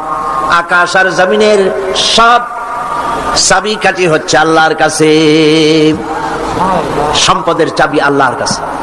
লিল্লাহি মা ফিস সামাওয়াতি ওয়া মা ফিল আরদ। আসমান এবং জমিনের সার্বভৌমত্বের একচ্ছত্র মালিক হচ্ছেন কে? আল্লাহ পাক। এই হলো পুঁজি। তাহলে আল্লাহর পুঁজির অভাব নাই। আর পুঁজির অভাব যখন নাই তখন পার্টনারেরও কোনো প্রয়োজন নাই। এরপরে 2 নম্বরে মানুষ পার্টনার খোঁজে জ্ঞান বুদ্ধির অভাব ঘটতে পারে। ব্যবসা করার মতো জ্ঞান নাই, বুদ্ধি নাই, লাইসেন্স নাই। আল্লাহর কি এরকমের অবস্থা? মহান আল্লাহ রাব্বুল আলামিন বলেন, ওয়াল্লাহু ইয়ালামু ওয়া আনতুম লা তা'লামুন। আল্লাহ সব জানেন, তোমরা জানো না কিছুই, তোমরা কিচ্ছু জানো না। ওয়ামা উতীতুম মিনাল ইলমি ইল্লা কালিলা। সামান্যতম জ্ঞান দিয়েছি তোমাদেরকে, আর সমস্ত জ্ঞানের উৎস কে? কোন জ্ঞান নাই, সামান্যতম জ্ঞান। আর এই জ্ঞান দিয়ে ওনারা হন বুদ্ধিজীবী। বিরাট বিরাট বুদ্ধি, বুদ্ধি মাথায় এত গিজ গিজ করে, বুদ্ধির গরমে মাথায় চুল থাকে না, সবসময় মাথা গরম। কি বুদ্ধি? কইছে দেয়ার ইজ নো গড। সব বুঝছি বলে কি বুঝছো? কইছে দেয়ার ইজ নো গড। স্রষ্টা নাই, আল্লাহ বলতে কেউ নাই। নাউযুবিল্লাহি মিন যালিক। এরকম শয়তান একটা মরছে, ঢাকা বিশ্ববিদ্যালয় ছিল। মরার পর সেই সময়ের প্রধানমন্ত্রী তিনি বললেন, বাংলাদেশের নাকি এই লোক মরায় খুব ক্ষতি হয়েছে।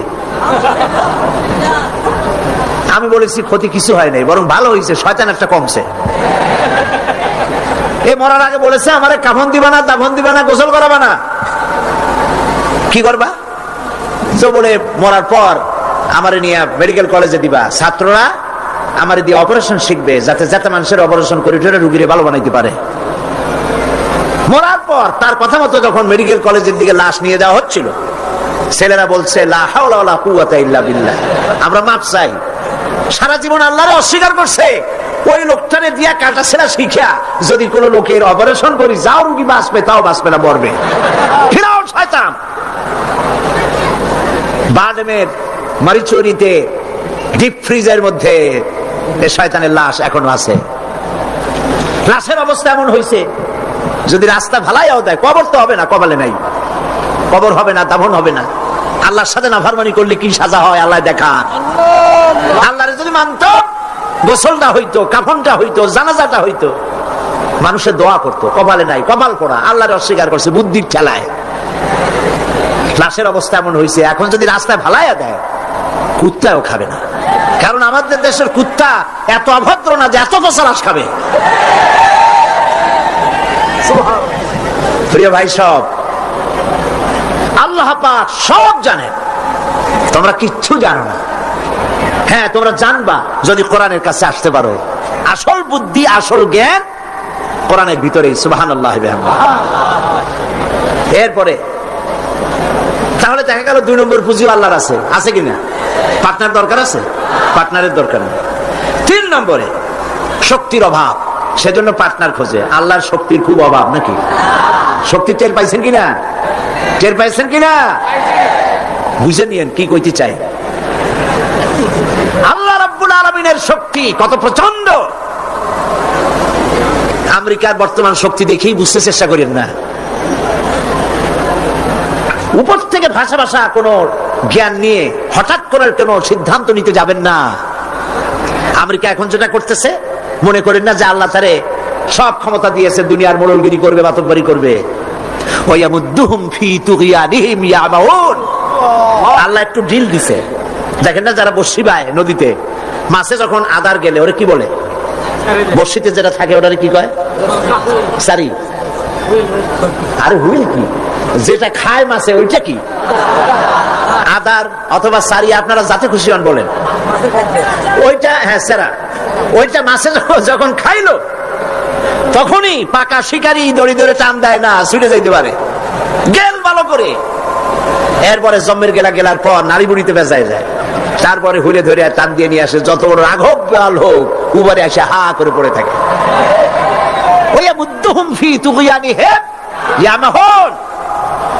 আল্লাহ পাক ঢিল দিয়ে দিছেন, হাত লম্বা করে দিছে। আফগান মারতেছে আমেরিকা বসে, হাত এত লম্বা।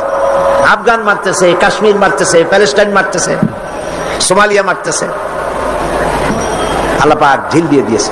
এরপরে যখন আল্লাহ ধরবে, রাশিয়া এরকম শেষ ছিল না, জনমের সাথে শেষ ছিল কিনা? আল্লাহ টাইট করছে, করছে কিনা?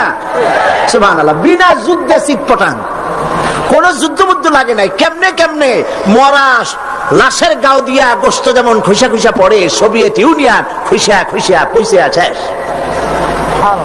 আছে অস্তিত্ব। আল্লাহ পাক যখন ধরবেন, ইন্না বাতশা রাব্বিকা লাশাদীদ, আল্লাহ পাক যখন ধরবেন তার পাকড় থেকে বাঁচাইতে পারে এমন ক্ষমতা আকাশেও কারো নাই, জমিনেও কারো নাই। সেই জন্য ক্ষমতার পুরাটা মালিক হচ্ছেন কে? এই কারণেই এই দুর্বলতার, এই ত্রিবিধ দুর্বলতার কারণে মানুষের পার্টনারশিপ বিজনেস করতে হয়, পার্টনার অংশীদার খুঁজতে হয়। আল্লাহর কোন পার্টনারের কোন প্রয়োজন নাই। আল্লাহর কোন পার্টনার প্রয়োজন নাই, দরকার নেই। শিরক, সর্বাবস্থায় শিরক থেকে বাঁচতে হবে। মানুষ, আমাদের দেশের মানুষেরা না বুঝে সবের নিয়তি শিরক করে বসে। নাউজুবিল্লাহ বলে সবের নিয়তে শিরক করে। হযরতে বড় পীর আব্দুল কাদের জিলানী রাহমাতুল্লাহ আলাইহির নামে কত দুরূদ বানাইছে।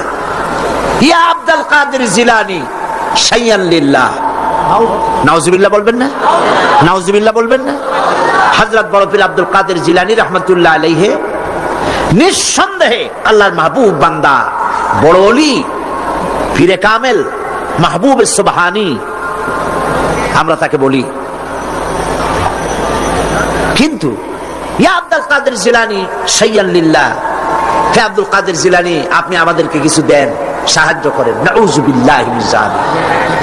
যারা এই যত দুরূদ পড়ে তারা জাহিল, জাহিল, জাহিল। এই ধরনের দরুদ যারা শিক্ষা দেয় তারাও জাহিল। যারা ইন্তেকাল করেছেন, মরে গিয়েছেন, তাদের কাছে কিছুই চাওয়া যাবে না, চাইতে হবে কেবলমাত্র কার কাছে? কার কাছে? এই জন্য আল্লাহ রাব্বুল আলামিন কোরআনে কারীমের মধ্যে বলেছেন, লা তুশরিক বিল্লাহ ইন্নাশ শিরকা লাযুলমুন আযীম। কথাটা আসলে হযরত লোকমান হাকিমের। তিনি তার ছেলেকে বুঝাচ্ছেন, ছেলেকে যতগুলি নসিহত তিনি করেছেন। সূরা লোকমানের তাফসীর করছিলাম না কেন, মনে আছে আপনাদের? হযরত লোকমান হাকিম ছেলেকে যেসব নসিহত করেছিলেন, এই সব নসিহত শুধু কিতাবে কোরআনে লিখে থাকার জন্য নয়, এই নসিহতগুলি আমরাও যেন আমল করি আর আমাদের সন্তানদেরকেও যেন আমল করাই। ছেলেকে বুঝাবেন, স্ত্রীকে বুঝাবেন। আল্লাহ পাক সাফ করে বলছেন, লা তুশরিক বিল্লাহ, আল্লাহর সাথে কাউকে শরীক স্থাপন করো না।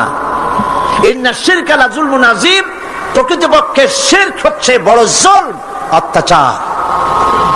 এটা হলো জুলম।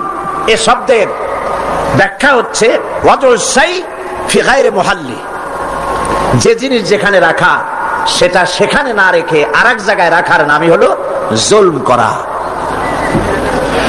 টুপি তো মাথায় শোভা পায়, টুপি কোথায় রাখবেন? কিন্তু হাঁটুর উপরে যদি রাখেন তাহলে টুপির উপরে জুলুম করা হয়। টুপি মাথায় রাখবেন, টুপি দিয়ে যদি বাজার করে আনেন তরি তরকারি, তাহলে টুপির উপরে কি করা হবে? জুলুম করা হবে। নৌকা চলে পানি দিয়া, কিন্তু রাস্তার উপরে যদি টানায় রাখেন তাহলে নৌকার উপরে কি করা হইল? জুলুম করা হইল। সোজা কথা। চশমা নাকের উপরে রাখাবার জন্য, কিন্তু চশমা যদি মাথার উপরে ভালাইতেন তাহলে চশমার উপরে কি করা হইল? জুলুম করা হইল। যেই সব জিনিস, যেসব শক্তি আল্লাহ রাব্বুল আলামিনের, সেইগুলি মানুষের কাছে চাওয়া, অদৃশ্য কোনো কিছুর কাছে চাওয়া, এটাই হচ্ছে শিরক, এটাই হলো জুলম। এর অর্থ এই নয় যে মানুষের কাছে টাকা চাইলে সেটা শিরক হবে, মানুষের কাছে ধার চাইলে শিরক হবে, এর অর্থ কিন্তু এটা নয়। অদৃশ্য থেকে কোনো কিছু সাহায্য পাওয়ার আশায় চাওয়া আল্লাহ ছাড়া অন্যের কাছে, এটার নাম, কথা বুঝে আসছে কিনা? এই জন্য এগুলির সামনে নিজেরা মূর্তি বানানো, মূর্তির সামনে মাথা নত করা, পীরের মাজারে গিয়ে কিছু চাওয়া, এগুলি হচ্ছে শিরক। এগুলি আপনি কেন চান? আপনার দিলের ধারণা যারা চায় যেখানে গেলে কিছু পাওয়া যাবে। মনে রাখবেন, বহুত মাজার আছে যেই মাজারে কোনো মুদ্দারি নাই। সাইনবোর্ড একটা লাগাইতেছে, সাইনবোর্ড একটা লাগানো আছে পয়সা আদায় করার জন্য। মাজারগুলি মানুষের ধর্মীয় অনুভূতিতে আঘাত লাগায়া, ধর্মীয় অনুভূতিতে স্পর্শকাতর কথা বলে তাদের কাছ থেকে পয়সা নেওয়া।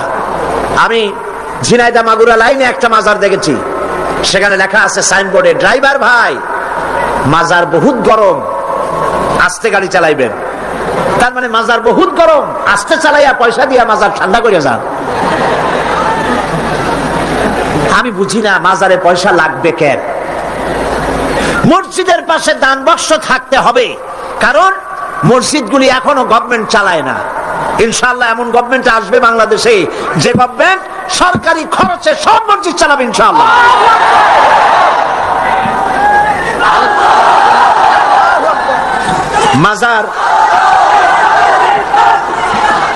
মাজারে চান্দার বাক্স কেন?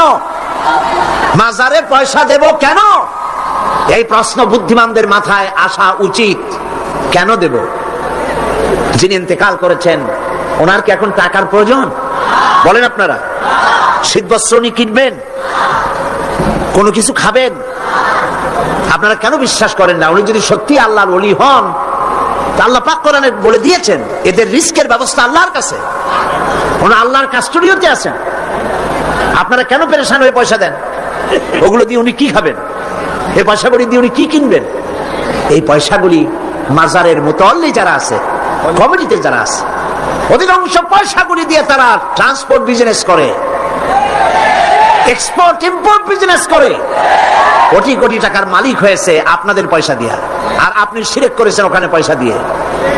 তবে কোন মাজারকে কেন্দ্র করে যদি কোনো মসজিদ, কোনো এতিমখানা, কোন মাদ্রাসা যদি তৈরি হয়, মাদ্রাসায় দিবেন, এতিমখানায় দিবেন, মসজিদে দিবেন, অবশ্যই মাজারে এক পয়সাও দিবেন না। কে বলেছে আপনাকে মাজারে গম্বুজ উঠাইতে? কেন উঠাইছেন? কেন উঠাইছেন? কি জবাব দেবেন? মাজারে গম্বুজ কেন দিয়েছেন? কি জবাব দিবেন? কে বলেছে গম্বুজ তুলতে? পীর সাহেবদের কবরের মর্যাদা বেশি না সাহাবায়ে কেরামদের কবরের মর্যাদা বেশি? মদিনা যায় দেখতে পারেন না, সাইয়্যিদুশ শুহাদা হযরত হামজা রাদিয়াল্লাহু তাআলা আনহু, দুনিয়ার সব ওলি আলেম ওলামা যদি এক জায়গায় হয়, হযরত হামজার একখানা হাতের সমান হবে? হবে? সেই মাজারে তো কোনো গম্বুজ নাই। হযরতে ইবনে মাসউদ রাদিয়াল্লাহু তাআলা আনহু, হযরত ইবনে আব্বাস রাদিয়াল্লাহু তাআলা আনহু, হযরত আবু সাঈদ খুদরি রাদিয়াল্লাহু তাআলা আনহু, হযরত উসমান রাদিয়াল্লাহু তাআলা আনহু, অন্তত 10,000 সাহাবীর মাজার তো জান্নাতুল বাকিতে রয়েছে। একটা গম্বুজ নাই, একটা চাদর নাই, একটা আগরবাতি নাই, একটা মোমবাতি নাই। আপনারা কেন এসব করেন? কে কি বললো আপনারা কেন শুনবেন? জেহেন সাফ করে নেবেন। কোরআনে জানাই, হাদিসে জানাই, মানি না, মানবো না। ঠিক কিনা বলেন? কোরআনে জানাই, হাদিসে জানাই, এই কথা বলার জন্য যদি হিন্দুস্তান থেকে কোনো পীর আসে, মানবো তার কথা? যদি পাকিস্তান থেকে কোনো পীর আসে, মানবো? যদি চীন থেকে, সৌদি আরব থেকে কোনো বুজুর্গ আসে, মানবো? সাফ কথা। তুমি পীর যে দেশের হও, তুমি আলেম যে দেশের হও, কোরআন হাদিসে জানাই, মানি না, মানি না, মানি না। এটার নামই হলো ইসলাম। এটার নাম কি? এটার নাম আকীদা। এই আকীদা সাফ করতে হবে। মুসলমানদের এই আকীদা সাফ হতে হবে। এই আকীদা যদি সাফ হয়, তাহলেই আমরা বাঁচতে পারবো। কথা বুঝতে পেরেছেন? কথা বুঝে আসছে? বলছিলাম বহুত মাজার আছে, মুদ্দান নাই। বহুত মাজার এমন আছে, মুদ্দান নাই। এক কিতাবে আসছে এরকম, একজন পীর সাহেব, তার বাড়িতে এক মাজার এবং বাড়িতে ওরস হয়। তার মুরিদও বাড়িতে একটা মাজার হয়েছে এবং সে ওরস করে। অন্যান্য মুরিদরা এসে পীর সাহেবকে বললো যে আপনার এই মাজারে, আপনার বাড়িতে আর কি লোক হয়, আর এই মাজারে আর কত লোক আসে? আপনার মুরিদের বাড়ি যায় দেখেন, ওরসে কত লোক আর কি পরিমাণ মানুষ পয়সা করি সেখানে দেয়, ওই মাজার গরম বেশি। পীর সাহেব চিন্তা করলো, ওই লোকটা তো আমার কাছে মুরিদ হয়েছে, ও মাজার পাইল কই? ওই মুরিদে রাতের বেলা ডাকে নিয়ে কয়, বেটা সত্যি কথা বল, মাজার পাইছো কই? কয় হুজুর, মাজার টাজার কি? আপনার কাছে মুরিদ হইলাম, আপনি একটা গাধা দিলেন আমারে, ওই গাধাটা নিয়ে ব্যবসা বাণিজ্য করে কিছু পয়সা পাতি হয়েছিল, হঠাৎ করে গাধাটা মরে গেল, এখন আমি যাই কই? বহুত মুসিবতে পড়ে গেছি। শেষ পর্যন্ত ওই গাধা পাশে নিয়া বহুত চিন্তা করিয়া গাধারে কবর দিয়া, আপনি দিছেন সেই জন্য কবর দিয়া পাশে বসে কাঁদতেছিলাম চোখ বুঝা। হাটবার দিন ছিল, বাজারে যাওয়ার রাস্তা, চোখ বুঝে কাঁদতেছিলাম। সন্ধ্যার সময় চোখ খুলে দেখি আশেপাশে পান, সুপারি, মাছ, তরকারি, টাকা পয়সা।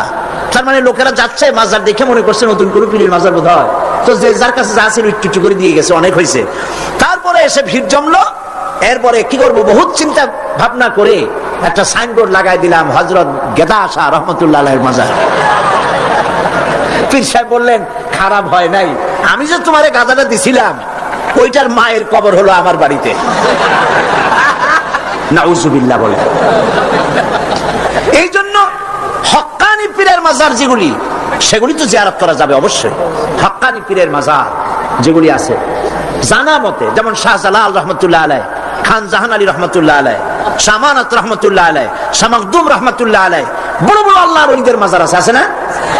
জিয়ারতের উদ্দেশ্য নয়, ওইখানে আপনি গিয়েছেন, মাজার সামনে পড়েছে, আপনি দোয়া করেন। জিয়ারতের উদ্দেশ্য নিয়ে মসজিদে হারাম, মসজিদুর রাসূল, মসজিদে আকসা, এই তিন জায়গা ছাড়া জিয়ারতের নিয়ত নিয়ে কোন মাজারে যাওয়া যাবে না, যাবে না, রাসূলুল্লাহ নিষেধ করেছেন। এই কথাগুলি যদি আমাদের মনে থাকে, তাহলে আমরা উপকৃত হতে পারবো। বলি আলহামদুলিল্লাহ, বলেন আলহামদুলিল্লাহ। আপনি আমার আল্লাহ কি শুনতে পান না? বলেন পান কিনা? তিনি দেখতে পান, তিনি সব শুনতে পান, সব দেখতে পান। কাজী যা বলবেন আল্লাহকে বলেন। ওয়াইজা সাআলতা ফাসআলিল্লাহ ওয়াইজা ইসতাআনতা ফাসতাইন বিল্লাহ। যা চাইবেন আল্লাহর কাছে চান, যা বলবেন আল্লাহর কাছে বলেন। আল্লাহ পাক বলেছেন, আলাইসাল্লাহু বিকাফিন আবদা, আলাইসাল্লাহু বিকাফিন আবদা। আমি কি আমার বান্দার জন্য যথেষ্ট নই? আল্লাহ প্রশ্ন করছেন, আমি কি আমার বান্দার জন্য যথেষ্ট নই? আপনারা বলেন অবশ্যই যথেষ্ট, বলেন সবাই অবশ্যই যথেষ্ট। সুতরাং আল্লাহ পাক হচ্ছেন সর্বময় ক্ষমতার মালিক। আপনার আমার যা প্রয়োজন সব আল্লাহকে বলবো, রাজি আছি? এটাই হচ্ছে তাওহীদ এবং শিরক বর্জন। সর্বাবস্থায় শিরককে বর্জন করতে হবে। হযরতে মুআজ রাদিয়াল্লাহু তাআলা আনহু তিনি হাদিস বর্ণনা করেছেন, নবী করিম সাল্লাল্লাহু আলাইহি সাল্লাম বলেছেন, ইয়া মুআজ, তিনবার ডাকলেন। হযরত মুআজ বললেন, লাব্বাইক ওয়া সাদাইক। হুজুর বললেন, মুআজ তুমি কি জানো বান্দার উপরে আল্লাহর হক কি, আবার আল্লাহর উপরে বান্দার হক কি? হযরতে মুআজ রাদিয়াল্লাহু তাআলা আনহু বলেন, আমি জানি না, আল্লাহর নবী ভালো জানেন। নবী করিম সাল্লাল্লাহু আলাইহি সাল্লাম বললেন, মুআজ শোনো, বান্দার উপরে আল্লাহর হক হচ্ছে এই, বান্দার উপরে আল্লাহর পাওনা, আল্লাহর দাবি, আল্লাহর হক হচ্ছে যে বান্দা আল্লাহর সাথে তার ইবাদতের মধ্যে কাউকে শরীক করবে না। আর আল্লাহর উপরে বান্দার হক হলো এই, আল্লাহর উপরে বান্দার পাওনা বা দাবি হলো এই যে বান্দা আল্লাহর ইবাদতে কাউকে শরীক স্থাপন করবে না। আল্লাহ রাব্বুল আলামিন তার জন্য জাহান্নামের আগুন হারাম করে দিবেন। শিরক সর্বাবস্থায় বর্জন করতে হবে। এবং এই জন্যে শিরক হচ্ছে একটা বোমার মতো। আপনারা জানেন যে বোমা, কোন জায়গায় যদি বোমা মারে কেউ, বিল্ডিং উড়ে যায়, জায়গা গর্ত হয়ে যায়। একটা বিল্ডিং বানাতে খরচ হলো 50 লক্ষ টাকা, 1 কোটি টাকা বা 5 কোটি টাকা খরচ হয়েছে একটা বিল্ডিং করতে। এটা উড়াই দেওয়ার জন্য মাত্র কয়েক কেজি ওজনের একটা বোমা যথেষ্ট। এই বোমার দাম কি আমি জানি না। একটা বোমা একটা বিল্ডিং এর তলায় রেখে দিল বা দূরে কোথাও রাখলো, এরপরে রিমোট কন্ট্রোল দিয়ে সুইচ অন করলো, এই বিল্ডিংটা থাকবে আস্ত না উড়ে যাবে? উড়ে যাবে কিনা? 50 কোটি টাকা খরচ করা বিল্ডিংটি সামান্য কয়েক হাজার টাকা দামের একটা বোমা বিস্ফোরণের সঙ্গে সঙ্গে বিল্ডিংটা যেভাবে হাওয়ায় মিলিয়ে যায়, অনুরূপ ভাবে কিয়ামতের দিন শিরক মিশ্রিত আমলনামা নিয়ে যে সব বান্দা আল্লাহর দরবারে হাজির হবে, ওদের ব্যাপারে রব্বুল আলামিন বলেন, ওয়াকাদিমনা ইলা মা আমিলু মিন আমালিন ফাজআলনাহু হাবাআম মানসুরা। ওয়াকাদিমনা ইলা মা আমিলু মিন আমালিন, আমি বান্দার আমলনামার দিকে যখন, আমলনামার দিকে আমি যখন মনোযোগী হব, আমি যখন বান্দার আমলনামা দেখব, আর ওই আমলনামার ভেতরে যদি শিরক মিশ্রিত দেখতে পাই, ফাজআলনাহু হাবাআম মানসুরা, আমলনামাকে ধুলি কণার সঙ্গে উড়াইয়া দেব। নামাজ, রোজা, হজ, যাকাত, দাড়ি, টুপি কোনো কাজে লাগবে না, সব বালু কণার সাথে আল্লাহ উড়িয়ে দিবেন। কোনো দাম নাই আমলের।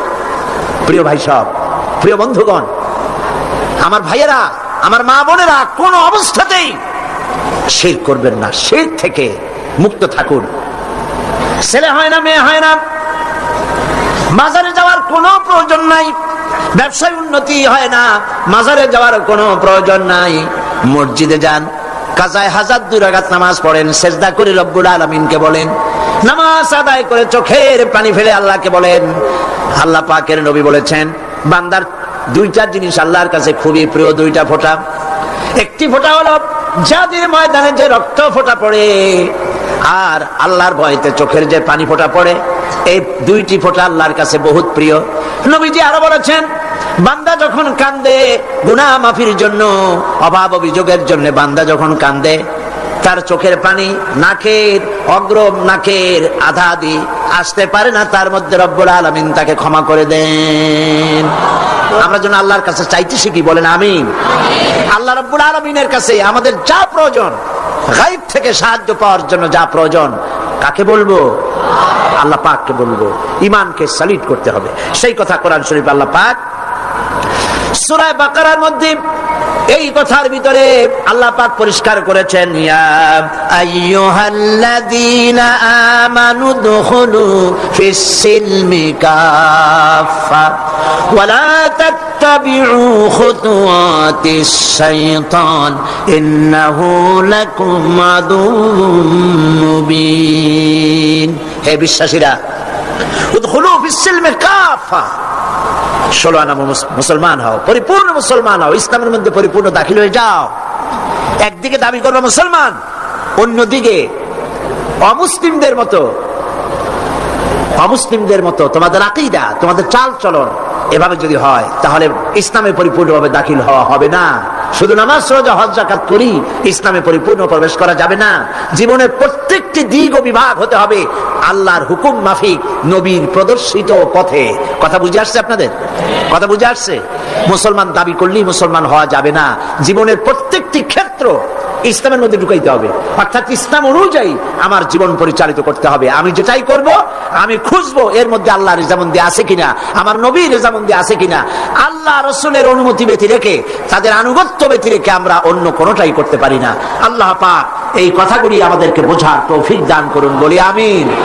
জোরে সরে পড়েন লা ইলাহা ইল্লাল্লাহ, লা ইলাহা ইল্লাল্লাহ, আরো জোরে লা ইলাহা ইল্লাল্লাহ, লা ইলাহা ইল্লাল্লাহ,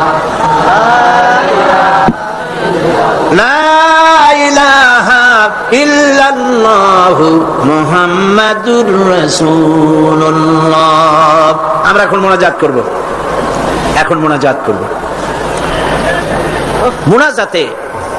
মোনাজাত আর-দোয়া ও মুখুল ইবাদা। দোয়া হচ্ছে ইবাদতের মগজ। আল্লাহর কাছে আমরা আমাদের আরতি জানাবো, মোনাজাত করব, সেই দোয়ায় আমরা শামিল হব, আর বা জামাতে শান নামাজ পড়বো। এত বড় জামাত এখন কি চট্টগ্রামে কোন মসজিদে পাওয়া যাবে? আর এটা কি সম্ভব এত বড় জামাত হওয়া? আমরা জামাতে নামাজ আদায় করব, আল্লাহ যেন তৌফিক দান, বলেন আমিন। মুনাজাতের পর আজান হবে, বা জামাত নামাজ হবে, নামাজে আপনারা শরীক হবেন। আজকেও 2 জন অমুসলিম ইসলাম কবুল করার জন্য এসেছেন, তাদেরকে উৎসাহ দেন, তাদের জন্য দোয়া করেন, আল্লাহ পাক যেন তাদেরকে কবুল করেন, বলেন আমিন। আপনাদের ভিতর থেকে যারা দাঁড়ায় আপনারা নিজেরা তাদেরকে বসায় দেন, একই আশ্চর্য কথা। 2 জন অমুসলিম, একজনের নাম সুনীল রায়, পিতা মৃত রজনী রায়, বাড়ি কাটিরহাট, হাটহাজারী, চট্টগ্রাম। আর একজনের নাম অসীম বড়ুয়া, পিতা কল্যাণ মিত্র বড়ুয়া, গ্রাম হোয়ারাপাড়া, রাউজান, চট্টগ্রাম। এই 2 জন। প্রথম জন সুনীল রায়, তার নাম পছন্দ করেছে মোহাম্মদ খলিলুর রহমান। দ্বিতীয় জন তার নাম পছন্দ করেছেন মোহাম্মদ মাসুম বিল্লাহ। এই 2 জন এখন ইসলাম কবুল করছে। কই আর একজন? কই? ও মাশাআল্লাহ, আচ্ছা একটু জোরে জোরে পড়তে হবে। লা ইলাহা ইল্লাল্লাহু মুহাম্মাদুর রাসূলুল্লাহ। আল্লাহ ছাড়া কোন ইলাহ নাই, উপাস্য নাই। মুহাম্মদ সাল্লাল্লাহু আলাইহি ওয়াসাল্লাম আল্লাহর প্রেরিত রাসূল। আশহাদু আন লা ইলাহা ইল্লাল্লাহু ওয়াহদাহু লা শারীকা লাহু ওয়া আশহাদু আন্না মুহাম্মাদান আবদুহু ওয়া রাসূলুহু। আমি সাক্ষ্য দিচ্ছি আল্লাহ ছাড়া কোন ইলাহ নাই, কোন উপাস্য নাই। তিনি এক, তিনি একক, তার কোন অংশীদার নাই। আমি আরো সাক্ষ্য দিচ্ছি মুহাম্মদ সাল্লাল্লাহু আলাইহি ওয়াসাল্লাম আল্লাহর বান্দা এবং তার প্রেরিত রাসূল। আসসালামু আলাইকুম। সবাই বলেন ওয়ালাইকুম আসসালাম। আমরা না আর বলতে হবে না, আমরা এই 2 জন নতুন মুসলমান আমাদের ভাই, বলেন আলহামদুলিল্লাহ। আল্লাহ যেন তাদের ইসলামী জীবন যাপনের, সুন্দরভাবে ইসলামী জীবন যাপনের তৌফিক দেন, বলেন আমিন। এবং ইসলাম কবুল করার কারণে কোন অসুবিধা, ঘটনা, দুর্ঘটনা, নানান রকমের অসুবিধা থেকে আল্লাহ পাক যেন তাদেরকে হেফাজতে রাখেন এবং আল্লাহ পাক যেন তাদেরকে খাঁটি মুমিনে পরিণত করে দেন। ইসলাম কবুল করার কারণে এই বিশাল লাখো জনতার পক্ষ থেকে আমি তাদেরকে আলিঙ্গন করছি।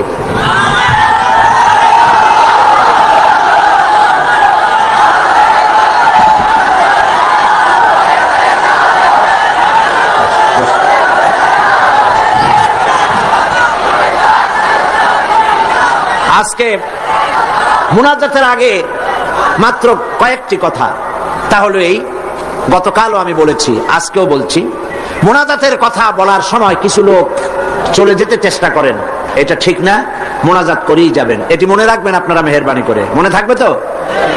তারপরে কথা হচ্ছে, গতকালও বলেছি, প্রত্যেক দিন আপনারা পকেটে করে টাকা নিয়ে আসবেন, তাফসিরের মাহফিল জীবনের শ্রেষ্ঠ সম্পদ মনে করবেন এবং একটা বাজেট রাখবেন তাফসিরের মাহফিলের জন্য।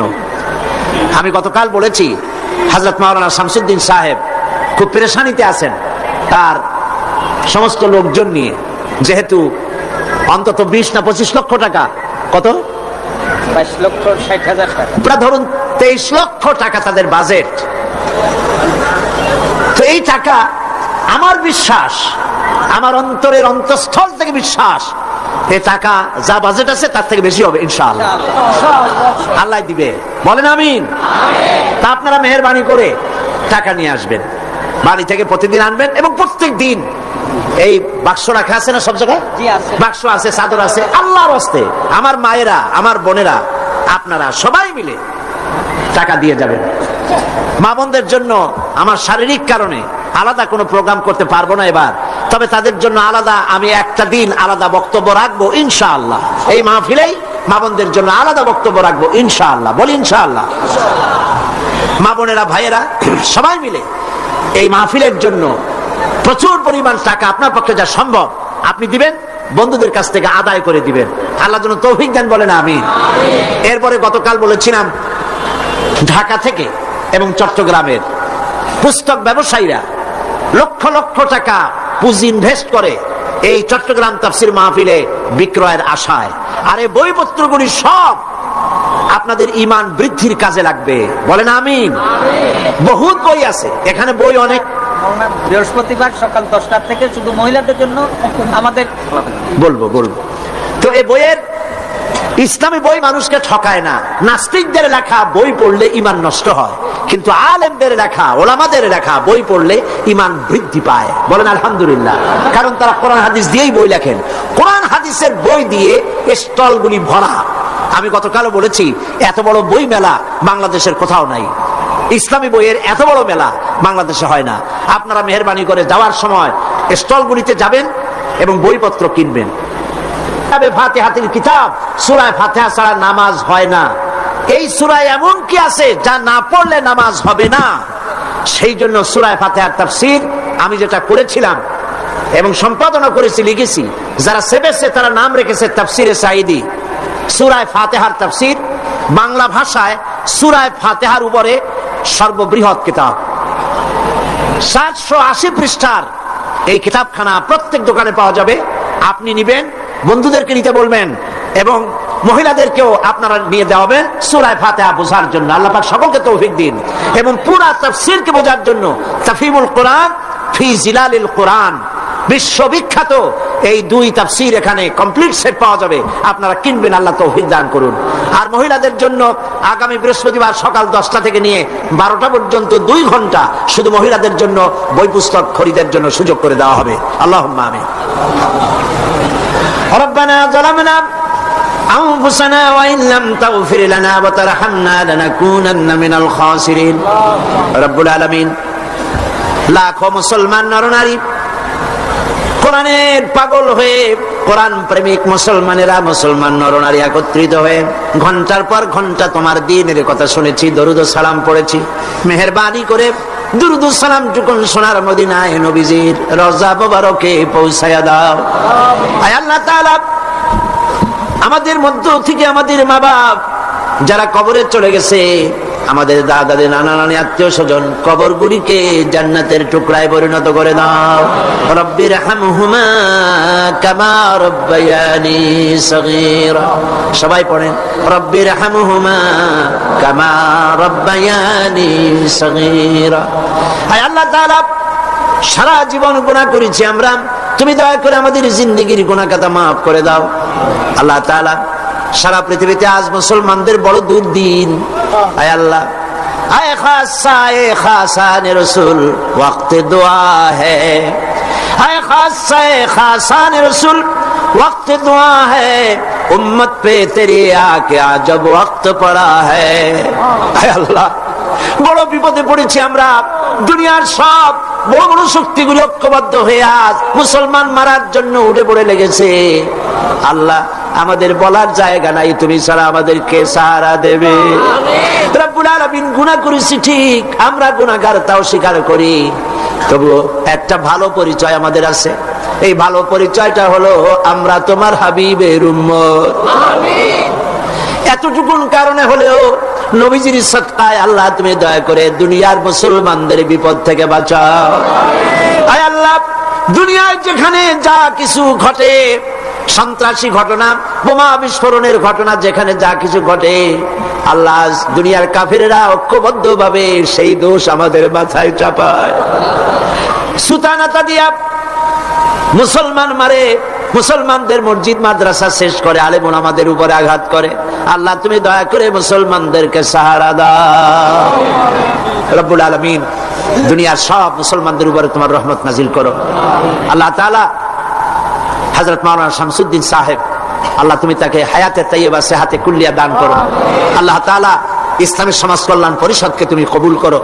আল্লাহ তাআলা হযরত মাওলানা মুমিনুল হক চৌধুরী সাহেব, আল্লাহ তাআলা সারা জীবন ইসলামের খেদমত করে করে বার্ধক্যে উপনীত হয়েছে, তার প্রতি তুমি রহম করো। সব ইসলামী আন্দোলনের নেতা কর্মীদের উপর রহম করো। আল্লাহ তাআলা চার দলীয় ঐক্যজোটকে, এই ঐক্যজোটের ঐক্যকে চিরস্থায়ী করে দাও, ঐক্যকে মজবুত করে দাও। যারা ঐক্যে ফাটল ধরাতে চায়, আল্লাহ তুমি তাদেরকে হেদায়েত করে দাও। আল্লাহ, এই দেশটা একদিন, এই দেশে কোরআন সুন্নাহর আইন দিয়ে পরিপূর্ণ ইসলাম চলছে, এই দৃশ্য আমাদেরকে দেখাই দিও মাগো। রব্বুল আলামিন, কোরআনের তাফসীরের মাহফিল চট্টগ্রাম, আল্লাহ তাআলা এই তাফসীরের মাহফিলের ক্যাসেট সারা পৃথিবীতে ছড়িয়ে যায়। রব্বুল আলামিন, কোরআনের তাফসীর সারা দুনিয়ায় পৌঁছে দেওয়ার জন্য যারা ক্যাসেট বন্দি করে, কষ্ট করে মানুষের কাছে পৌঁছাবার ব্যবস্থা করে, আল্লাহ তাআলা তাদের উপরে তোমার রহমত নাজিল করো। সারা দুনিয়ার মুসলমানদের জন্য হেদায়েতের জরিয়া বানায়া দাও। আয় আল্লাহ তাআলা, আমরা থাকবো না, আমরা আজ যারা আছি আমরা থাকবো না, কিন্তু তাফসীরের মাহফিল কিয়ামত পর্যন্ত চট্টগ্রামে স্থায়ী করে দিও। রব্বুল আলামিন, বহু টাকার প্রয়োজন, আল্লাহ তাআলা তোমার ধনাঢ্য ব্যক্তিদের দিল খুলে দাও।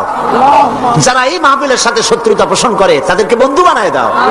যারা ভুল বুঝে দূরে দূরে থাকে তাদেরকে আমাদের ভাই বানায় দাও। আল্লাহ তাআলা সকলের দিল কোরআনের দিকে, আলেমদের দিকে মহব্বত ভরে দাও। আল্লাহ, হিংসা কমায় দাও। আলেম দেখলে যাদের গা জ্বলে ওঠে, না মুসলমান, আলেম দেখতে পারে না, মাদ্রাসা সহ্য করতে পারে না, আল্লাহ তুমি দয়া করে তাদের হেদায়েত নসিব করে দাও। আল্লাহ তাআলা, আমাদের আরেক ভাই হযরত মাওলানা লুৎফুর রহমান সাহেব, আল্লাহ তাআলা সেই জওয়ান অবস্থা আমি তারে দেখেছি, আজ তিনিও আমার মতো, আমরা একই পথের পথিক, তিনিও আজ বার্ধক্যে উপনীত হয়েছেন। আল্লাহ, কোরআনের খেদমত সারা জীবনের তুমি তার কবুল করে নাও। কোরআনের কারীমের তাফসীরের খেদমত যারা করতেছেন, অনুবাদের, লেখার, বলার খেদমত যারা করেন, আল্লাহ তুমি তাদেরকে কবুল করে নাও। রব্বানা তাকাব্বাল মিন্না ইন্নাকা আনতাস সামিউল আলিম ওয়া তুব আলাইনা ইন্নাকা আনতাত তাওয়াবুর রহিম।